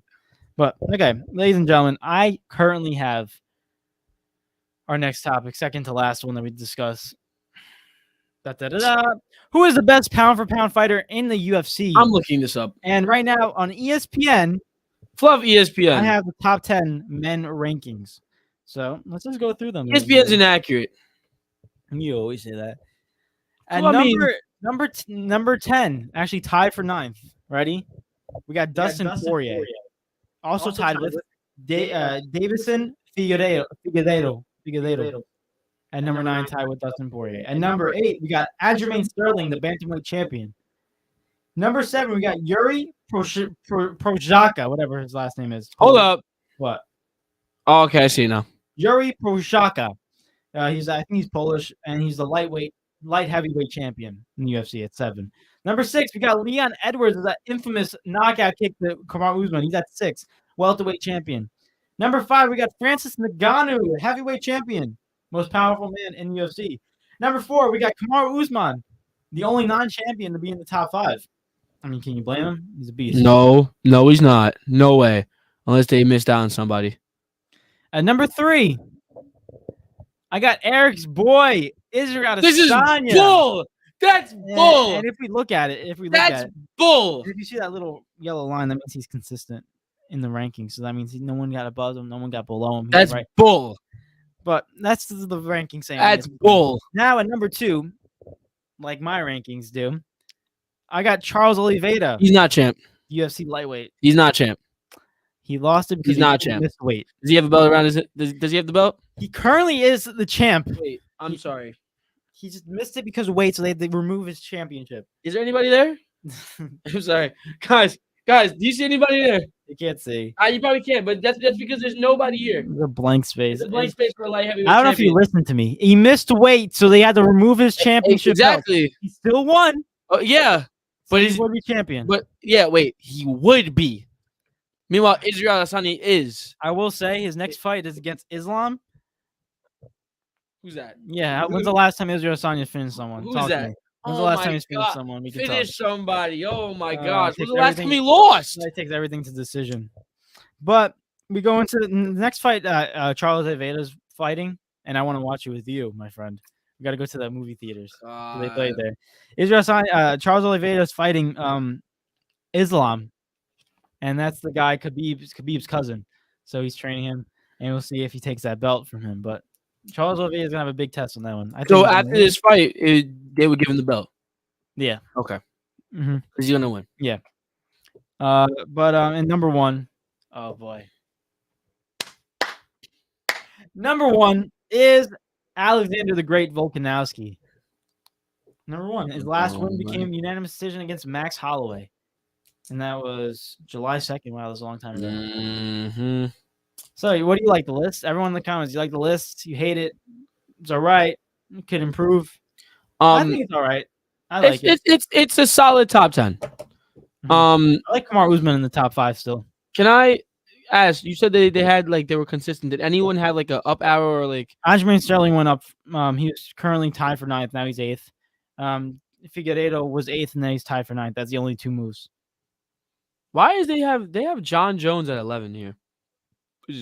Either way, he's still that good. That's what I'm saying. Bro, I want to see John Jones fight again because that guy. It's so sad about him because John Jones, ladies and gentlemen, if you don't know him, he's probably the most dominant UFC fighter I've ever seen in my life. Yeah, it's scary. Guy takes cocaine and he'll still punch you in the ground. It's like he doesn't want to. He's just not. He's not committed. If he was committed, easily number 1. I say that John Jones could have been if he was in the right mentality, right mindset, wasn't doing any drugs or any clubs or just partying, focusing on training.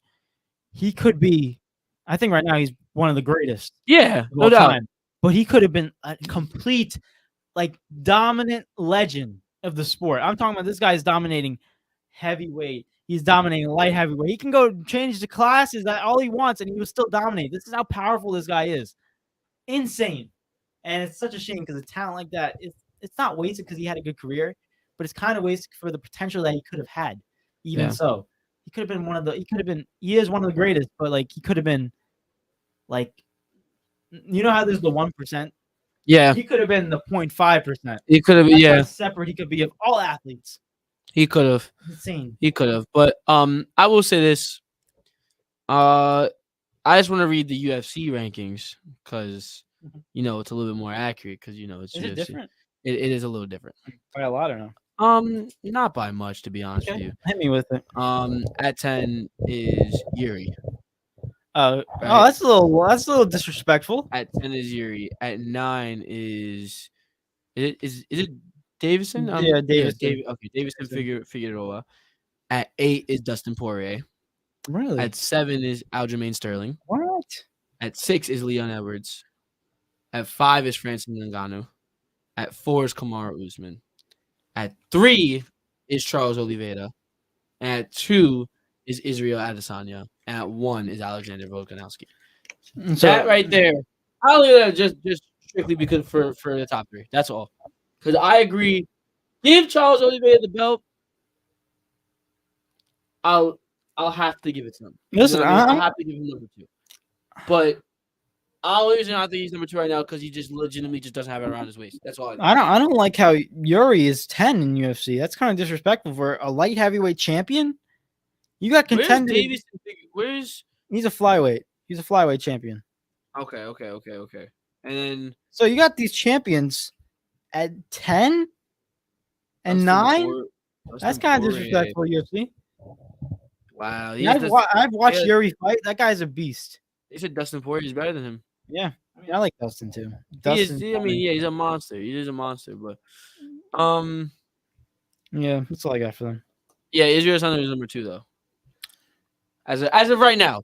Well, but the main point is that Alexander Volkanovski is number 1.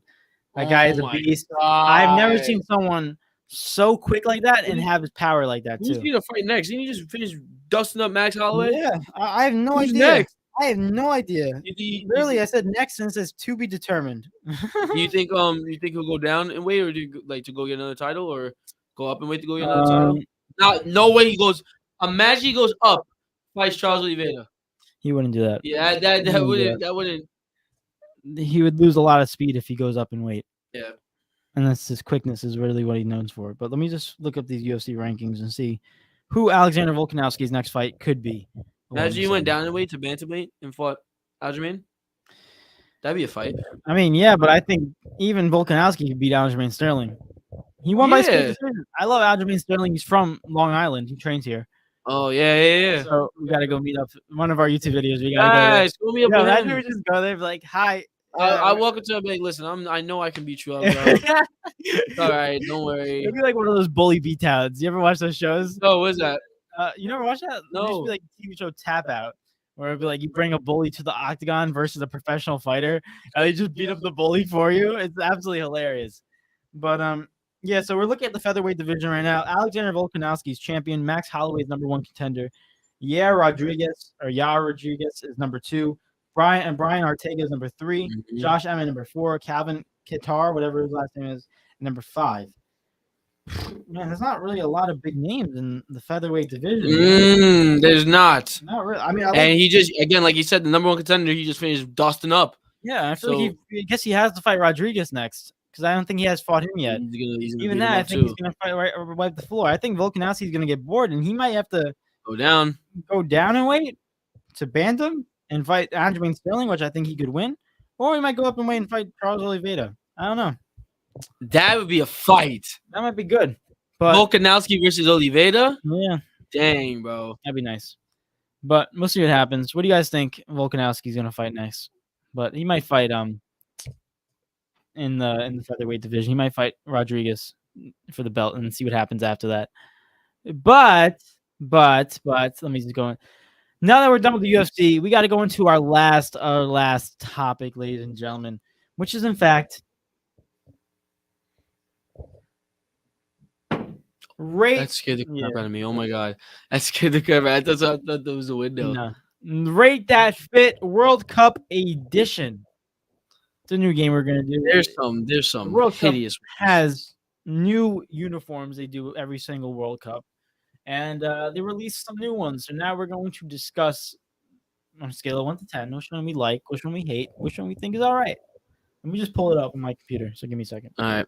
But ladies and gentlemen, once again, really quick, if you're listening right now, thank you for popping out. Also make sure you share the show as well, man. Make sure you share the show to all your friends and family, man. But let me go ahead and check the volume really quick. Always casual volume check. Ladies and gentlemen, once again, really quick, if you're listening right now, thank you for popping out. Also, make sure you share the show. That's valid. Make sure you share the show to all your friends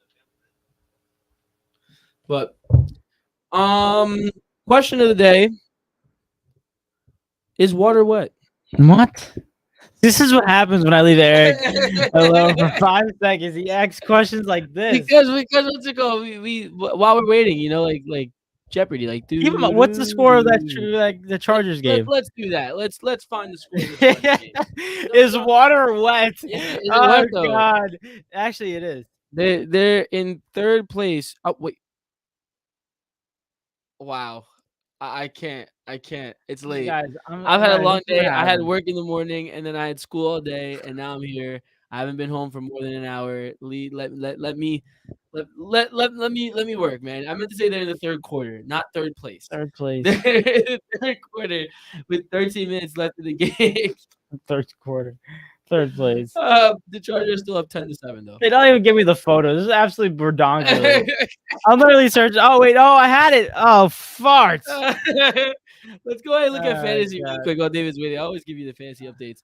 Right now, I am beating Team Young Sets. So Tailored Suits is beating Team Young Sets 16.8 to 6.4. I love that because legitimately all my 16.8 points is all from Mike Williams. Can you believe Oh that? my gosh. And all of his points are from Austin. Austin Eckler is bad.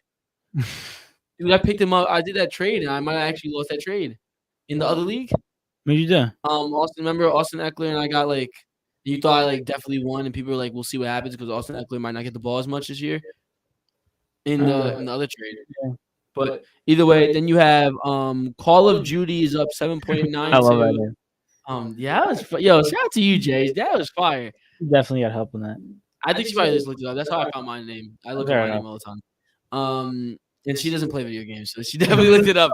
But You she's don't up. play video games. What? She's up 7.92 to 0 because Patrick Mahomes is playing, and Buckle Up Buttercup does not have any people playing right now. And then you got Team Rodriguez is up 10.66 Am I? to 0. Who got more points? All of them coming from Justin Herbert. That's it? Yes, 10.66. That's actually not bad. But you're still projected to win. So we'll see what happens. But Ophelia Hines said laughing emojis, and then she said not the farts again. It became such a normal what word. farts? I said farts. Like it became a normal word in my vocabulary. See, like I don't curse, so like Yeah. that's my closest thing to cursing. I mean, it's That better. word It's is- better than cursing. It's I better mean, than cursing. it's funny too. Like Oh, farts. yeah, oh farts. What's it called? But you got Kyle I O'Connor. really said that at soccer today. For Oh, no did we reason. lose it? Yeah, we're done. Dang. All right. Give us 1 second, ladies and gentlemen, as we fix the camera for you. But should I keep telling them? Do it. All right, and also right now, Team O'Connor or Kyle O'Connor is is losing to Mr. Motivations right now. Kyle O'Connor has 3.7 points, all coming from Edwards Hilaire. Me personally, I think Edwards Hilaire is actually so bad, but not like so bad, but like he's just not it. And then Mr. Motivations, all his 7 points coming from his defense, which is the Chargers defense. So that's that. And then the last matchup, you have JoJo Buckets currently losing the Lions on Super Bowl, and JoJo Buckets has 0 points. Meanwhile, Lions on Super Bowl has 6.3 from Travis Kelce. So that's not good when you really think about it as a whole. But JoJo Buckets didn't have anyone play yet, so we'll see what happens this week. But Mike Williams has 25 points. Does he really? Oh my gosh. I'm so happy. Let's check the other leagues for myself right now. I currently have no one playing in that league. And then in this league, Broncos country, let's ride. I'm currently losing. This is not good. Hey, I'm projected to win this week, you know. I'll have you know. I'm supposed to be Team L coin flip, which is Rob. That's besides the point. How's it look? I'm trying to fit everything. Okay. Pause. All right, we're in the rate that fit. I found the photo, and I'm happy I did because we got it. Yeah, that's what I want to do. Oh, my bad. Sorry, I'm all. You're jumping the gun. Right Yeah, now. I'm jumping the gun. But we're gonna screen share with you guys, ladies and gentlemen, because why not?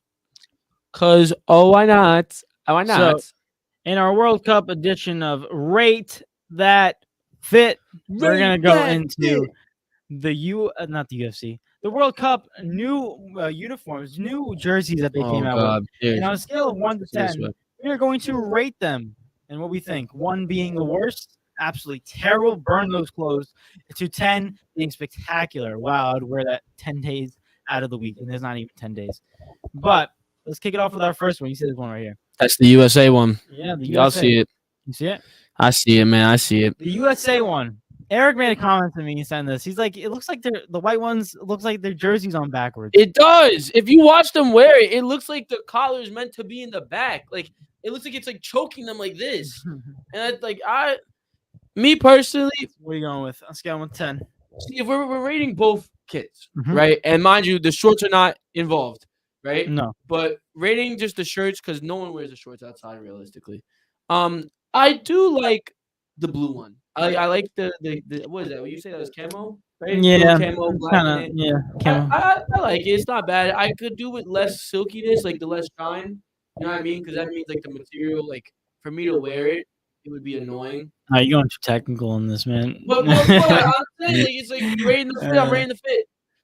We got And 11 more to do this. if I got to pick two, I mean, sorry, if I have to pick, One if through I have 10. to show both of them within 1 through 10, or Yeah. choose, I would go. Honestly, I give it like a 6 or a 7 because I really don't like that. Combining both of them. The white Ruined it. one is like I like the colorway. It's just the top part. I don't like that. It looks like it's backwards. You ruined that for you. Yeah, Oh, by the way, Mike Williams has got a touchdown. that's why he's 25 points. But yeah. So you give it a 6 based off of the two. Yeah, I give it a 6. I like the blue one, like you said. The white one, I like it too. I just don't like how it looks like a back of the t-shirt. Ophelia Hines says 7. And she Yeah, gives it. I respect it. I will give it a 7 too. I think I like the blue one. I like the white one too. I like how it's simple. Yeah. But now next one we got the Netherlands. Wow, they never fail with You go these orange first. ones. What'd she say? Oh, she said just so you know, I commented before Eric's rating. All right. So Yeah, all I right, just all didn't right. see it. Thank you. But I'll go first on this one. They always got an orange one. Yeah, well, they always got orange. I'm gonna say nothing really spectacular. It's always the same type of vibe, in my opinion. I'm gonna go with a 6, See, maybe a 5. for me, it's like It's nice. I but like it's the always blue. it's always the same thing. I like the blue though. The blue is different. Though I just don't like how the orange is so glowy. Like I'm not wearing that outside. Well, they got like a ring light on them just to make it more No, pop. bro. If you watch the people wear it, it looks like it's silk. I don't like that. I don't like that look. Like the silky. No, I'm not wearing that outside. I like the blue one though, but you said 6, right? Yeah. I'd say 6 or 7 too. It's Ophelia Hines is 6 too. 6. I'd say maybe is it better than the USA one overall? No. Nah, I go 6. Yeah. I go 6. I go 5 or 6. I think it's comfortable. USA is still in the lead. Next two actually. We got France and France again. France, what is that? The white one? No, and it's the blue not one. France again. No, I'm No. saying these two. Oh, he said France. Yeah, Oh. France and France again. That's what I meant. Yeah, for me, It's very bland. It's very simple. I like the white though. I'm gonna go another 6.5. I think I'm comfortable with that. Nah, this is where it It's goes. really simple. This is where it goes up for me. The French kids, they never fail. I'm sorry, they never fail. I like the white. I like the blue. She said 9. Yeah. Really? I give it a 7 And That'd be nice. and the thing is, the best thing is I can wear it like every day. every day. Yeah. You know what I mean? I'm definitely gonna go like a solid 8, 8.5. I don't know if it's a 9 because it's still like simple. You know what I mean? But it's like it's valid. It's definitely super So valid. I got 7. 8. I'll go You 8. got 8, and Philly Hines has 9. Yeah. What'd you say? She said I like theirs. Nice. Now next one, we got another 7 more. Poland doesn't look bad. I kind of like the colors. I like the white ones a lot better. And like all these jerseys, the white ones seem to look nice. I don't know why, but the red one's not bad either. I'm gonna have to say, I go 6.5, 7. You know, with this one, I'm a little bit biased. My favorite color is red. Yeah. Actually, I'm gonna change the France one to 8 because then I like this one at 7. I think the France one's better than that. All right, cool. So we agree on the France one. Poland 7. Ophelia Hines said 10 Poland. What? He likes Poland's a lot. Ophelia, I like the red. I like the red. I think the white. I think the French. I like the France white better than I like these, but I like the red a lot. Oh my gosh. What are you going with? The red alone makes me push to a 9. I'm not gonna Do lie. it. It's your I'm going choice. 9. I love that red. That red is fire. I got 7. You got That 9. red with the skin in the back. And Oh my 10. goodness. Now next two. Oh god. Ew. We got was it Qatar? Yeah, that's Qatar. We got Qatar's on the left. I'm gonna say this real quick. I'm gonna say. I'm gonna say this real quick. I'm gonna say this real quick. They spent all their money on making stadiums. They didn't have enough money in left over to make a jersey. It looks like a training jersey. It looks They like had all this money to build stadiums and make sure they had water and all this air conditioning. They didn't have enough money in the equipment part. So it's at 5. honestly, I give it a 4. I see nothing appealing. It just looks like a regular T-shirt. I give it a gave 4. USA a 6. This is a 4, man. It looks like a training jersey. It looks like they traded these. Dang, bro. 4. This is nothing higher than a 5. Yeah, it's gonna have to be a 5 or a 4. It's just mid. It's not terrible because it's plain, but like it's just mid because Look at the logo. Look at this doesn't on look the like a red jersey. one. What is that? Whoever took the pictures of this did not do it justice. Like it looks like folded in the front too. No, Like, it's just, honestly, if you look at the red one, it looks like they just like photoshopped the logo on there. Like they just forgot to put it in the. they folded. Nah, that's a 4. Yeah, that's a 4. So it's the worst That's, one. that's like 3. That's terrible. Qatar is the worst one right now. That's terrible. Now we go into Ew, Portugal. these are gross. Portugal, let's go, my country. These are gross. Watch what you say. Suey, bro. Um, Ronaldo's watching. Go first. I don't mind the white. The white's not bad. I like the creativity on the white. I like the little the green and the green red. The other kit is woeful. I'm sorry, it's just disgusting. And with the pants, it doesn't look any better in my opinion. No, I like it separate like this, but with the pants, it looks like, oh my gosh, it looks like one piece. I'm sorry. These what I rate Qatar 4? Yeah, Qatar gonna have to go down to like a 3. I'm gonna give these a 5. And strictly because I don't think that one. I don't think the white one can carry that one enough. That's why I don't think the white one's bad. I like this one. I just don't like it with the pants. It looks okay like that. I just like this one the most.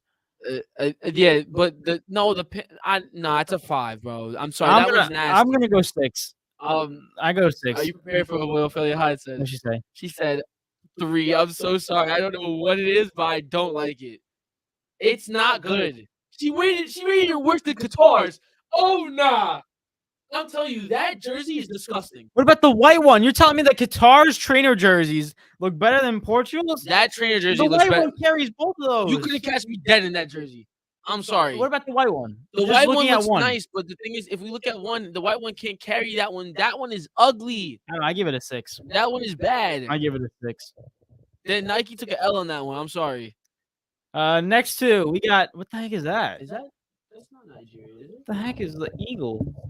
No, is that Nigeria? KSA. What the heck is K? Oh, that's Saudi. Is that Saudi Arabia? That's Saudi Arabia. I don't think that's Nigeria. That's not Is it Nigeria. Saudi Arabia? I'm pretty sure. Or who's in the World Cup? Let me check. Anyway, we got this one. Go ahead. You rate it first. I do not like the green. What are we, cheetahs? Look at the print.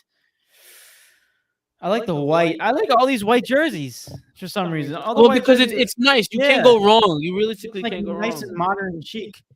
It's gotta be Saudi Arabia. I'm gonna have to go. I'm gonna have to go 5 just because of the white jerseys. I don't like the green one at all. Hold up. What? Where's Nigeria? Nigeria? Wait. I thought Nigeria was in the World Cup. Am I bugging? No, I don't know. Wait, Nigeria's not in the World Cup this year? I have no idea. What? I must be lost. Anyways, these that's I go 5. is disgusting. Yeah, that's gross. I said, what are we, cheetahs? That is print. she said Ophelia said same 5. Yeah. Oh my god, that green one is you would not catch me dead in that one. That is nasty. That white one, this is ew. Nah, that's a 3. That's disgusting. That's a terrible jersey. Now we got Canada. That's plain. Canada looks like trainer jerseys again. I would say it's a step up from Qatar. Qatar, I gave him what, a 4 or 3? 4, I think. I think I gave him a 3. You went down to 3? Yeah. I thought you went 4. Because I went down to 4. And I gotta keep this one at a 5. I think it's a little bit better than Qatar. I think it's cleaner, but overall, it's the same thing. I gave Portugal a 5. Mm-hmm. Qatar's gonna go down to a 3. Portugal's gonna go to a 4. This is gonna get a 5. I mean, you can keep them at the same number. No, this is better than Portugal's. You have to give one number. Portugal's not good. And we got two Croatia. more. We got Croatia. They always got the checkered print. They can never get away from that. They can't be like unique and make you like another plain color. But that's their like identity. I like it. I kind of like it. Like it's Croatia. They have the flag. They can keep that there. They can do whatever they want. It's Croatia. It's what they do. I don't know. I'm gonna go. Hopefully they said 6 Canada. I don't like the blue one, man. I really don't. I don't mind the blue one. I don't even like the. I'll give it a 6. It looks like Where's Waldo? Honestly, I'm gonna have to go 4. Ophelia Hines at 4 as well. I'm gonna go 4. Looks like I'm finding Waldo. I think it's a 6 because I think like when you look at it as a whole, Croatia is always rocking the checker jersey, so I've kind of been used to it. But I'm gonna play checkers on that thing. Oh my god. Checker. The blue kind of can. I feel like the blue can grow on me a little bit. I'll give it a 6. All right, next one is Brazil. Brasileiro.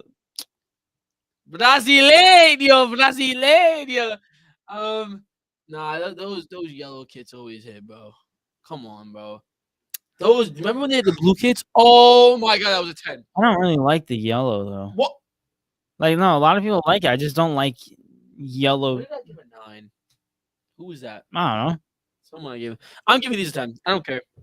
So biased. I wear these all the time. Hey, Ophelia Hines said 10 Brazil. I'm gonna have to go. You can't go wrong with the yellow and green, bro. Brazil 6 or 7. Oh my god, I'll probably go 7. That jersey will forever be beautiful. You can't mess that up. I don't like the yellow so bright, but that's why I put it at 7. I think it's it. comfortable. And the last one. Oh my god, it's Brazil's away kit. Oh my god, it's a 10.5. You like that? Oh my god, it's the blue. I don't like the sleeve. I like the sleeves. That is crazy. That's literally the same thing as not Nigeria. Qatar, not Qatar. No, it's Saudi not. Arabia. No, it is not. No, it's not. Cheetahs? But the blue. All right, the sleeves are ugly, but like the blue looks nice. The sleeves are ruining it for me. If I had to combine these two, and I give that a 7, I'm dropping this down to a 6. No, it's not that bad. It is not that bad. What? It's not that bad to drop that. You saying that jersey is so bad that you have to drop it down to a 6? Yeah. No, bro, I had to grade these two by itself. If I had to put a number, 7. Yeah, look how ugly that one looks. That one's not that ugly. 9.5. Yes, it is. No, it is You're not. just saying that because you like the blue. No. Look at the things. I see it. It's not that bad. My gosh. The blue saves it. I'm sorry. The sleeves are gross. The sleeves are gross though. What are you, a cheetah? The sleeves are gross. Oh my gosh! All right, it's not worse than Portugal. That's all I'm gonna say. That one's worse than Portugal. No, it is not. No, it is Yes, not. it is. Portugal. That Portugal jersey. I give it the yellow one. Wait, you missed the last one. No, that was USA. We already went on with that. Oh. That Portugal jersey, that home Portugal jersey is nasty. But we'll see. She rated the blue one by itself. So Yeah. she get the blue one at 7. Patrick Mahomes just scored a touchdown, 41 yards. So right now it's 17-14, 7 minutes left in the third. That Portugal jersey is the worst jersey With in the World shorts. Cup. Don't say that. It is. The Qatar it is. one. You gave Qatar a 3, and you're saying that's the worst one. Individually, that Qatar. You can't. One Yo, the was Qatar gross. one's literally training. No. At least Portugal has more than but 2 the thing colors. Is, the thing is, no. I'd rather wear the Qatar one than I'd rather wear. You would. I'm telling you, the only 2 jerseys that you pull up there that you would never catch me in is that Saudi Arabia green one and that Portugal red and. Do you want to find me in? Is that Brazil blue one? And that's Saudi Arabia So green you'd one. rather wear that Portugal one over that Brazil one? You're bugging. No, I would. I just wouldn't wear the pants. That's disgusting. That is the pants make the fit. You can't match that with nothing else. Hey man, all I know is that you cannot match that with nothing else. It's funny story. I don't know if you remember this, but guys, quick story. Back in high school, I was voted best outfit, No, best you was not. fit, That's best cap. fashion. That's So any fashion Yo, news, guys, trust me. yo. The It's cap trending. is insane. You know what's funny? Not You know what's even funny? close. If you even looked at all these and you had like a fashion person over here, they're gonna be like, "Ooh, the Saudi Arabia one looks spectacular." Like they literally dress people in garbage bags, and they think it's art. Like, Because come on. fashion in a sense of like the way they see fashion is art, but like you can't take a fashion model and like look at that. I don't know. I just think the Saudi Arabia run. If like we're walking around the street and stuff, like that Saudi Arabia jersey is just nasty. I mean, Unless you're from Saudi Arabia, Yeah, then it makes sense because like you don't rep your team no matter what. Then I feel like it I feel like it adds to the fit. You know what I mean? Well, For that's why my example, Portugal one. if Yes. you wear the Portugal one, like it would you would rock it just simply because you're Portugal. You know what I mean? You're I'm Portugal. I'm You're the country. Portuguese. You're Portuguese. Fair You know enough. what I mean? But for me, I can't wear that, and they're gonna be like, "Why are you wearing that?" I'm like, 'Cause I'm I'm rooting. Portuguese. You can't tell. No, I just can't rock it. I can't rock it. I'm sorry. But ladies and gentlemen, those are our radar fit section of the World Cup. I think they're gonna come out with more jerseys, so we'll see if we can go back for this for a part 2. But let's go into our NFL predictions, ladies and gentlemen, and wrap it up. Big deal, not big deal, and our lovely go to the week. Real quick, going into next week, Eric's predictions of Sunday is the Ravens against the Dolphins. You got the Ravens winning 27-24. You got Lamar Jackson with 2 or more touchdowns and Tua with at least 1 turnover. And then another game on Sunday, he has the Cardinals versus the Raiders. He's got the Raiders winning 24-14, and Devontae Adams 80+ receiving yards, and Kyler Murray with at least 1 touchdown. And this proves why my Cardinals are 0-6. What's it called? Your Mets are up 7-1 right now against Pittsburgh. Like, you act like I'm surprised. I'm not. This is so good for them. Throw this at you now. No. And for Dave's predictions, he has the Bears versus the Packers. He has the Packers winning 28-24. He has Justin Fields with 1 turnover, or at least 1 turnover, and he has Aaron Rodgers with at least 2 or more thrown touchdowns.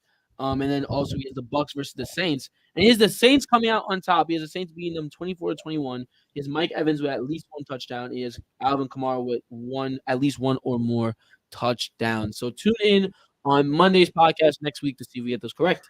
Well said, Eric. But now it's our next segment called Big Deal or Not a Big Deal, where we list topics or headlines from all different sports and we state whether they are a big deal or not a big deal.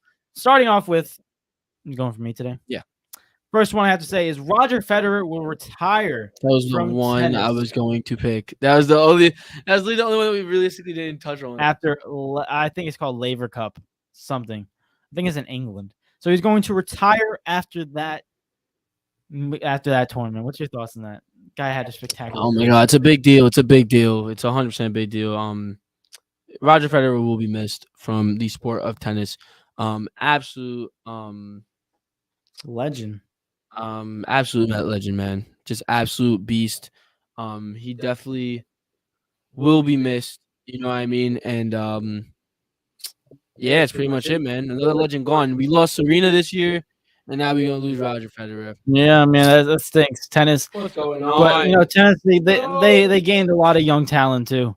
So I feel like with all sports, there's always a recycle of new talent. Yeah, Roger Federer saw that. Tiafoe?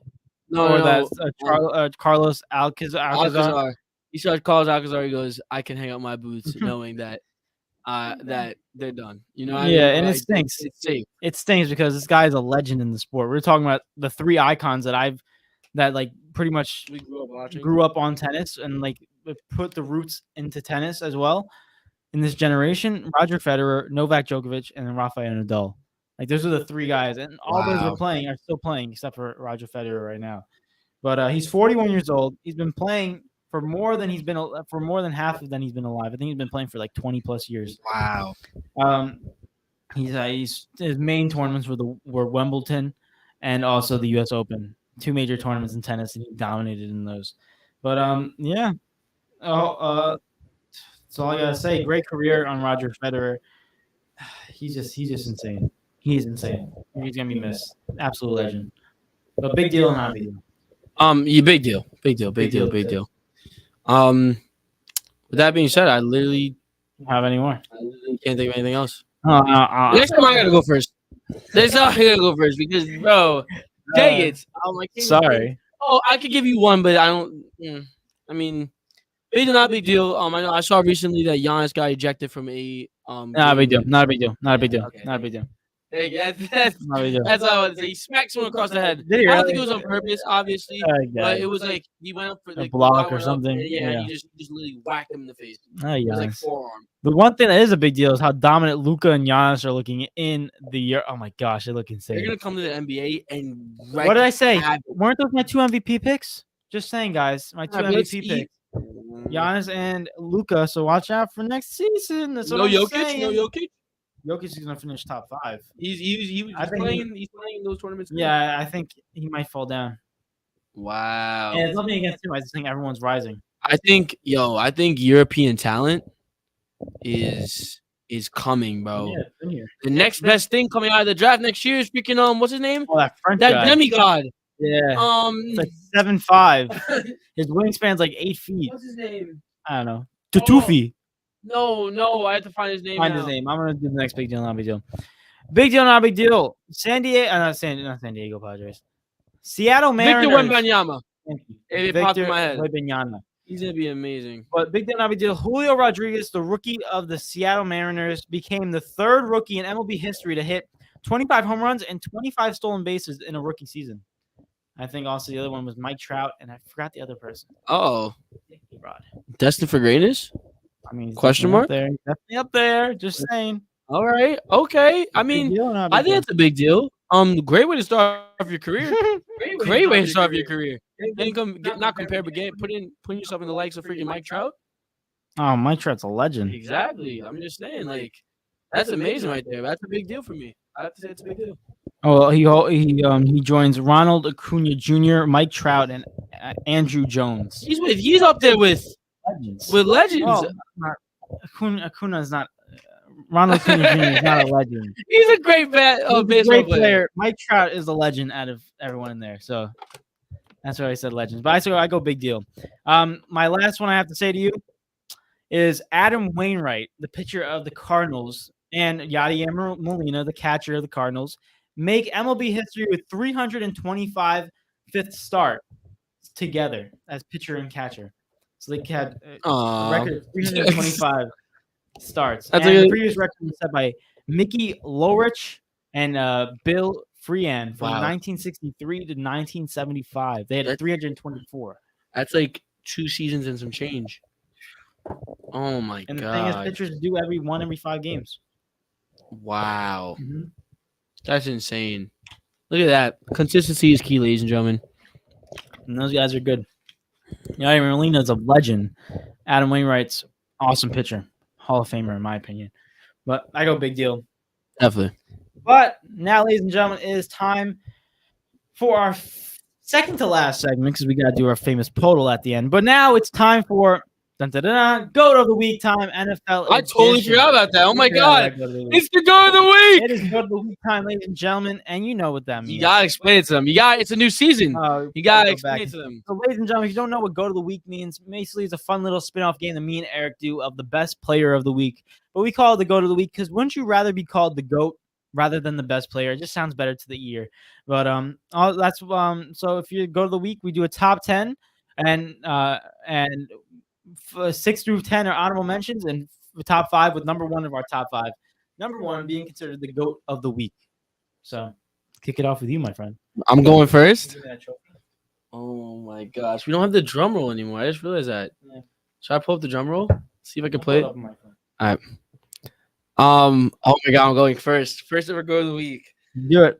All right, guys. Here we go. I'm not gonna list stats. I mean, if I have a lot of time. I don't have all the stats for them up next to me, but I remember some of the stats mostly just off the top of my head. You gotta test it.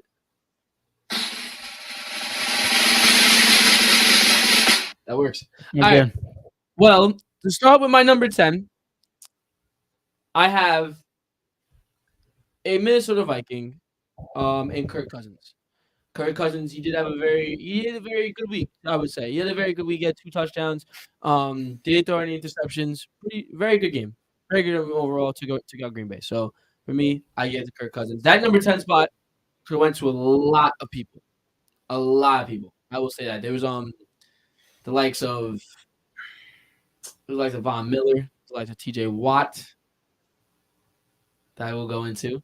But I know that probably pisses off David a little bit, but regardless, we move on to my number 9. At number 9, I have the new acquirement of the San Diego Chargers, and that is Khalil Mack. Khalil Mack had an absolute monstrous game this week. He did. He absolutely did. He had 3 sacks in this game. Played absolutely amazing. Like, David's already cringing. Khalil Mack had an absolute belter of a game. Had an absolute belter of a game. And for that, he also got the W in his game. So we give him that number 9 spot. At number 8, and a lot of people are gonna get at me for this. And I can't wait to argue this. We can argue this down to the bone. At number 8, I have Josh Allen. I have the quarterback of the Buffalo Bills. Josh Allen had. You good? Off my ears after hearing that. Oh, one. okay. All right. So dramatic. Josh Allen had 4 touchdowns and 2 interceptions in that game. Had a QB rating of like 90 something because he led them back to a win realistically. But he had No. 4. 90 something, and he's at number 8. Yes, he is. What? Because there's other players that had better games. Simple Go as ahead. that. I'll let Simple I'm as sorry. that. He had 4 touchdowns, 2 interceptions. 2 realistically, at the end of the day, if you wanted to like take away 2 touchdowns for 2 interceptions, he had like 2 touchdowns in general, right? That's the way I looked at it in this sense. But he had 4 touchdowns, 2 interceptions. Had a good game, don't get me wrong, but there was flaws in his game. At least in the first half. There was. That's a fact, right? And he's at number 8. At number 7, I have a defensive player who absolutely went crazy this week on his stats, and that is Alex Highsmith of the Pittsburgh Steelers. He absolutely played amazing. He played insane. I would pull up stats, but I don't even want to right now. How is it? No. No, I'm not laughing because I have him in my top 10. You want to list the stats for him? He had 9 tackles, 3 sacks, 2 tackles for a loss, and 4 QB hits. Absolutely insane. I could argue honestly. I believe that he was the best defender on the field that day. I do. I think he had a better game than TJ Watt. I do. I really. I'm Eric. What? Eric, just watch what you say sometimes. All right. Go. You want to go stat for stat? You don't think Khalil Mack had a better game than him? He didn't play in this thing. I'm saying the He's on the best in the field. I thought you meant the whole field. No, between. Oh, you meant the Pittsburgh and Steelers. Bengals. Okay. Sorry. Well, either way, technically by this list, you still said I still think he had a better game than Khalil Mack. Yes, I do. But regardless, moving on to the number 6 position, I have another man that had an amazing. I have a running back that played absolutely amazing. Actually, I would say arguably led his team to a victory as well, and that is Saquon Barkley. I think Saquon Barkley had an amazing game as well in the stats. And we move into the top 5. At number 5, I have another running back in Jonathan Taylor. Had an amazing game as well. And that team did struggle. But in overall, he led his team in the comeback as well. Right? They did tie at the end of the day, but he still had an amazing game. And at number 4, shockingly, I didn't think I would have this guy up here, but I have DeAndre Swift from the Detroit Lions. Had another amazing game as well in the running back department. At number 3, I have another Minnesota Viking, and that is Justin Jefferson. I believe, had 184 yards and 2 touchdowns as well, which was absolutely insane. And at number 2, to round it off, I have another San Diego Charger in Justin Herbert. At number 1. Hooray! Oh, drum roll, please. Drum roll, please. I have easily. I think there's no doubt that this is the goal of the week. There's no way it's not anyone else. For the first time this year, it's Patrick Mahomes. 5 touchdowns. Simple as that. Killed the Arizona Cardinals. And there it is, ladies and gentlemen. My goal of the week. I feel so giddy right now. Not like Josh. You get the pun? Yes, I get the pun. Josh, I don't understand why you were laughing so much. I was just having a good time, my friend. I had the stats to back it up. I was just having a good time. Just saying. Let me get into my list. You're not gonna like it. Just like I didn't like yours, you're not gonna like mine. Okay. At number 10, ladies and gentlemen, I got Eric's number two. I got Justin Herbert. Wait, no. You was laughing at me. You was laughing at me. Yeah. For a guy who threw 3 touchdowns. 3 touchdowns. He had 279 yards. 26 for 34. Listen, I think there's better defenders on this list that played better. Okay? Number 9. Number 9, you have to listen to the rest of the list before you can judge. At number 9, I got DeAndre Swift.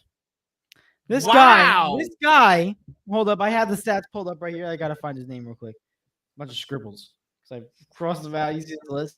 You see what this Oh my God. I scribbled it out, so I got to find Swift. Where's Swift? Hold up, where the heck is? Oh, there he is. He had 144 rushing yards, 1 touchdown, and he had 3 catches for 31 yards. Great game. Man, like Great 170. game. But I had That's other running insane. backs higher than him. You had Justin Herbert higher than you had DeAndre Swift higher than Justin Yes. Herbert. I feel like as a position, he had more of an impact.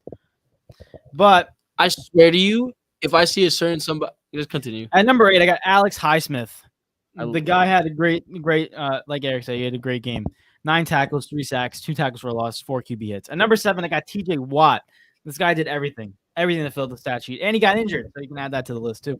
How's that a compliment? What? He did this while he still left the game, and he had all those impacts. He had 6 tackles, 1 sack, 1 interception, 1 QB hit, 2 pass defended, and 3 tackles for a loss. Impressive game for the injured TJ Watt. Hold up. What? What I was looking at, they didn't show the interception. What you did? ESPN? Yeah. ESPN doesn't show it like that. Yes, it does. Do they? They usually do. It said interception for him. Let me see.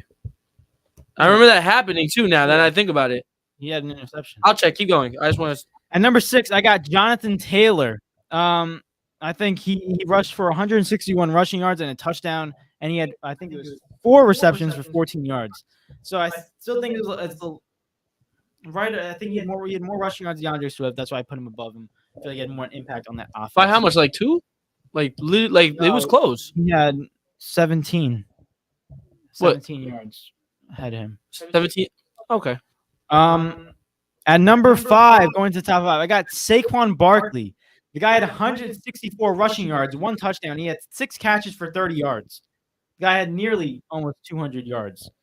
So I had to put him up there. And it's great to put a New York Jet up there. And they're giant to put up there. I love that. At number 4, I got Khalil Mack. The guy had 6 tackles, 3 sacks, 3 tackles for a loss, 4 QB hits, and a forced fumble. The guy was all out in the stat sheet for them. At number 3, I got the Minnesota Vikings, Justin Jefferson. The guy had 9 receptions, 184 yards, and 2 touchdowns. Hard not to put him in the top 3. Number 2, I got Josh Allen. This is the problem. This is the problem right here. I explained. This is the problem right He had here. 4 touchdowns. He had 2 interceptions, all in the first half, by the way. And by the way, I was watching him play. Guy stiff arm defenders getting first downs, was rugged, and he did it in a great fashion. He put on a show, and he led his team to a not comeback because they were tied, but he led his team to a victory against a Rams defense. So I give him 110% credit, and he led the team in rushing yards with 56 rushing yards and a touchdown. Because he still is he a rushing? Is he a running back? no, he's not. Not. But at the same end. All right, and who's the running back number 1 for that team? Devin Singletary. And James Cook. He had a Zach terrible Moss. game. Yeah, so that's why Josh Allen had to step up and do the rushing. Oh my god! But now to my number 1, ladies and You want me gentlemen. to do it? Or you? I got it. I'll just do it. Goes to farts.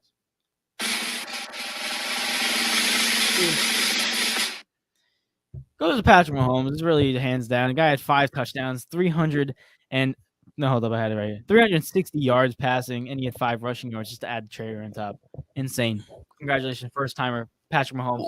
Congratulations on combined go to the week for me and Eric. We're not done. We're not done. Well, congrats, Patrick Mahomes. We're not done. Yeah, of course. We're not done. What's it called? Second. I have to address this. Realistically, in the beginning, I didn't even have Josh Allen in my top 10. I'm not even gonna lie to you. I changed it because I realized I was a little bit bugging on that one because even though he threw 2 picks, still had a great game, right? But I'm sorry.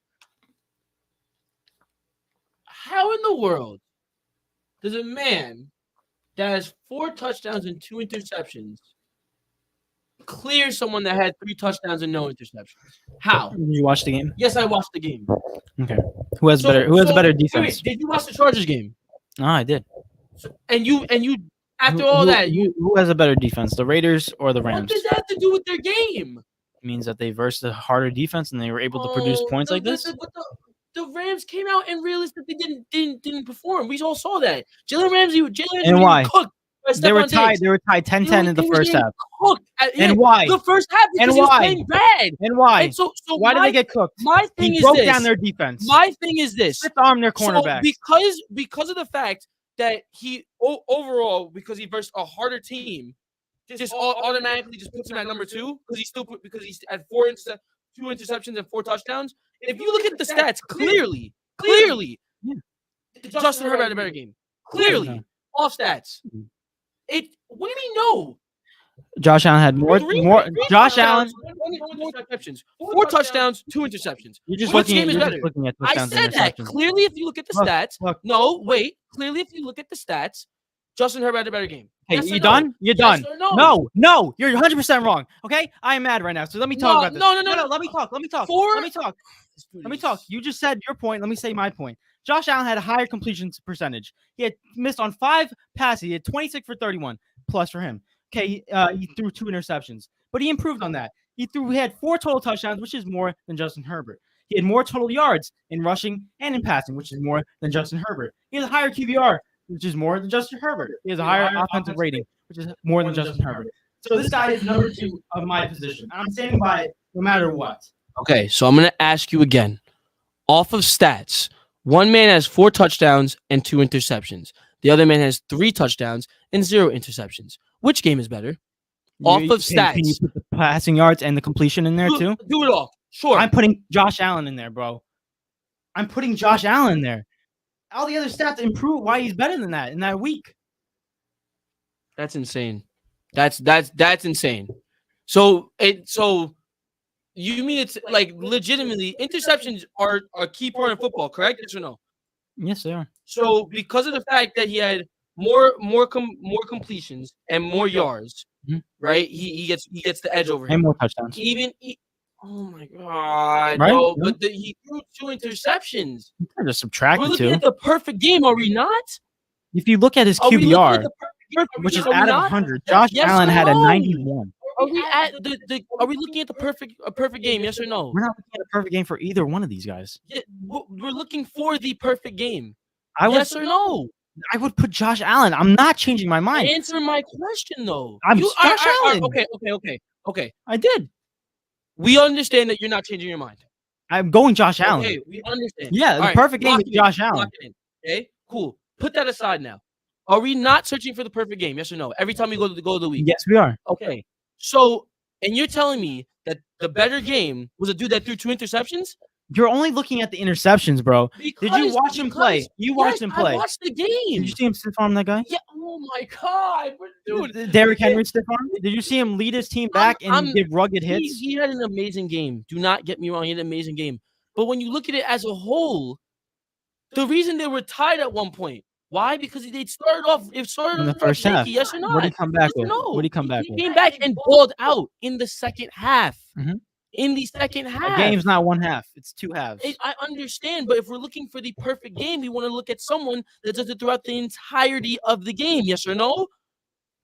Yes or no? Yeah, I still don't think Justin Herbert did it throughout the entirety of the game. I still have Josh Allen over this. So you think that Josh Allen overall, just based off his only second half, had a better game than Justin Herbert? Mhm. I can't argue that. Then. Listen, after watching both of these quarterbacks play, I'm confident saying Josh Allen is the better quarterback of week 1 than those 2. After watching them, and the stats can back me up. I don't think they can though. Who is it? Agree to disagree. Triggered. Go to the. This is what sports debate is all about. This is what sports debate is all about. They get heated. Put it. I'm just saying when we look at it of goal of the week and everything like that, right? To me, 3 touchdowns, no interceptions is darn it. Patrick Mahomes has 5 touchdowns, no interceptions, right? That's like godly. Mind-boggling. Yeah, that's a perfect game. But 3 touchdowns, he didn't break 300 yards. If I'm correct, Justin Herbert, right? He did not break 300 yards. No, he had 279. That's probably the only and 1 rushing yard. So 280. That's probably the only thing that's from giving him the perfect game. And his completion rate was what? He was 26 for 34 when Josh Allen is 26 for 31. 26 for 30. I just put the percentage on it. That's all. 26 for 34.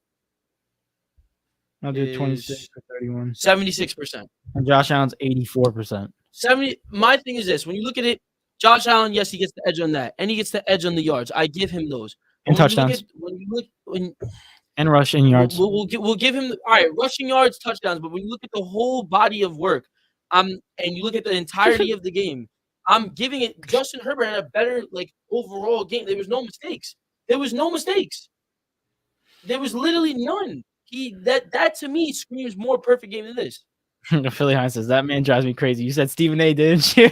He stresses me out. Stephen A. is awesome. Stephen A. He inspired could be this. so annoying sometimes, but in terms of actually bringing attention to He does it himself, perfectly. oh my gosh, He's the best marker. He's the best. He knows how to market. Are you kidding me? This is absolutely blasphemy. I Right? That's how can, he does it.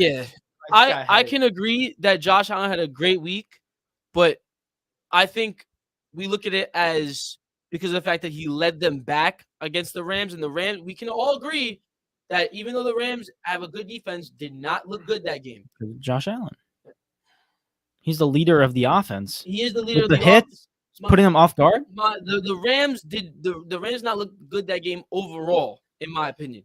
And I'm just gonna leave it at that though, because I believe Josh Allen did have a great game, but I don't think it was as insane as we just saw the second half. That's basically what we're basing it off. Because if you look at the first half as well, no.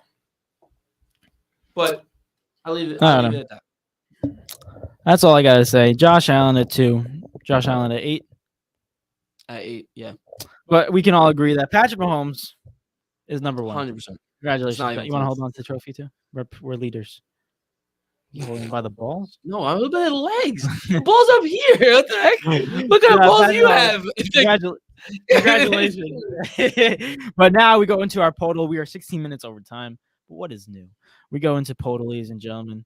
Let's finish it off with a bang. We are currently. Oh my gosh! Plug it in! Plug it in! No. Plug it in! Oh my gosh! I'm freaking out.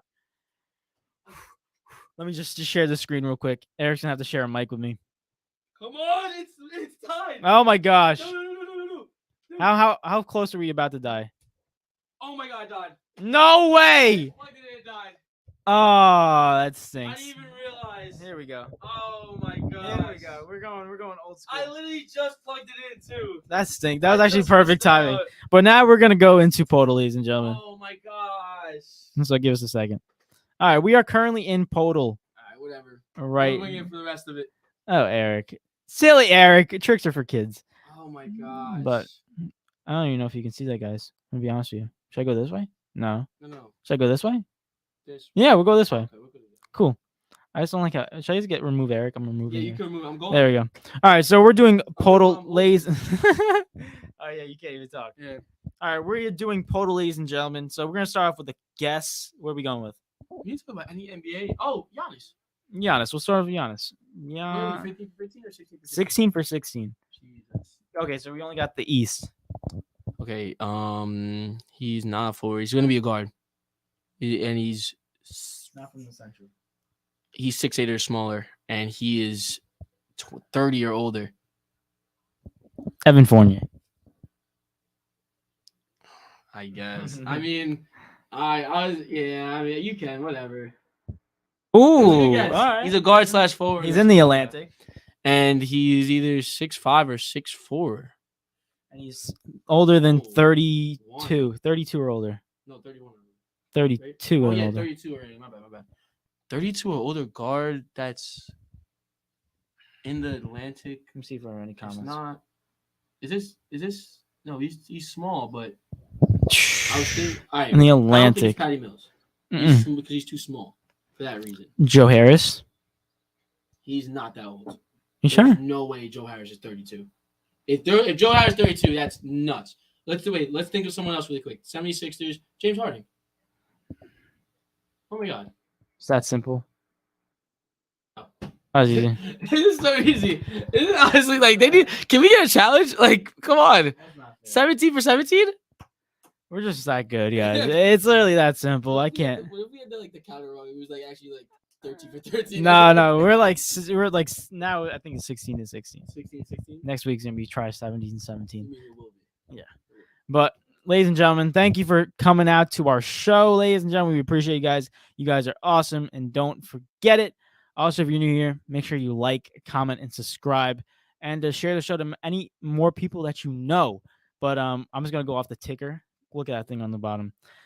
Make sure you follow us on Instagram and TikTok. Instagram is our main platform where we post all of our stuff, fantasy updates, all that stuff. And it's official_DE_takeover, official_DE_takeover. Follow us on Apple Podcasts and Spotify, which is D&E Takeover. You can follow Eric's Instagram, which is Eric_Hine16. And my Instagram is at David_Rod02. _02, and our sponsor of our episode is in fact Elegantly Crafty, that makes delicious sweets and treats. Go check them out on the Instagram right there. And also make sure you like, comment, and subscribe, and share the show to many other people that you know. But without, Bars? yeah, it's always Bars. bar season. But without further ado, ladies and gentlemen. Ooh, did we do this yet? I would say, no, I would just say you you can't just put this on and then just like, fade it out. yeah. Farts. What's the coolest? Did we use this one? No, it was this one. Yeah. You want to go off? But Yeah, all right, we'll go off. all right, but it's been your boy David And it's been your boy Eric. and your boy Ronaldo who scored his first goal today. Thank you guys for a successful 122nd episode, and appreciate you guys. And we are out. Peace.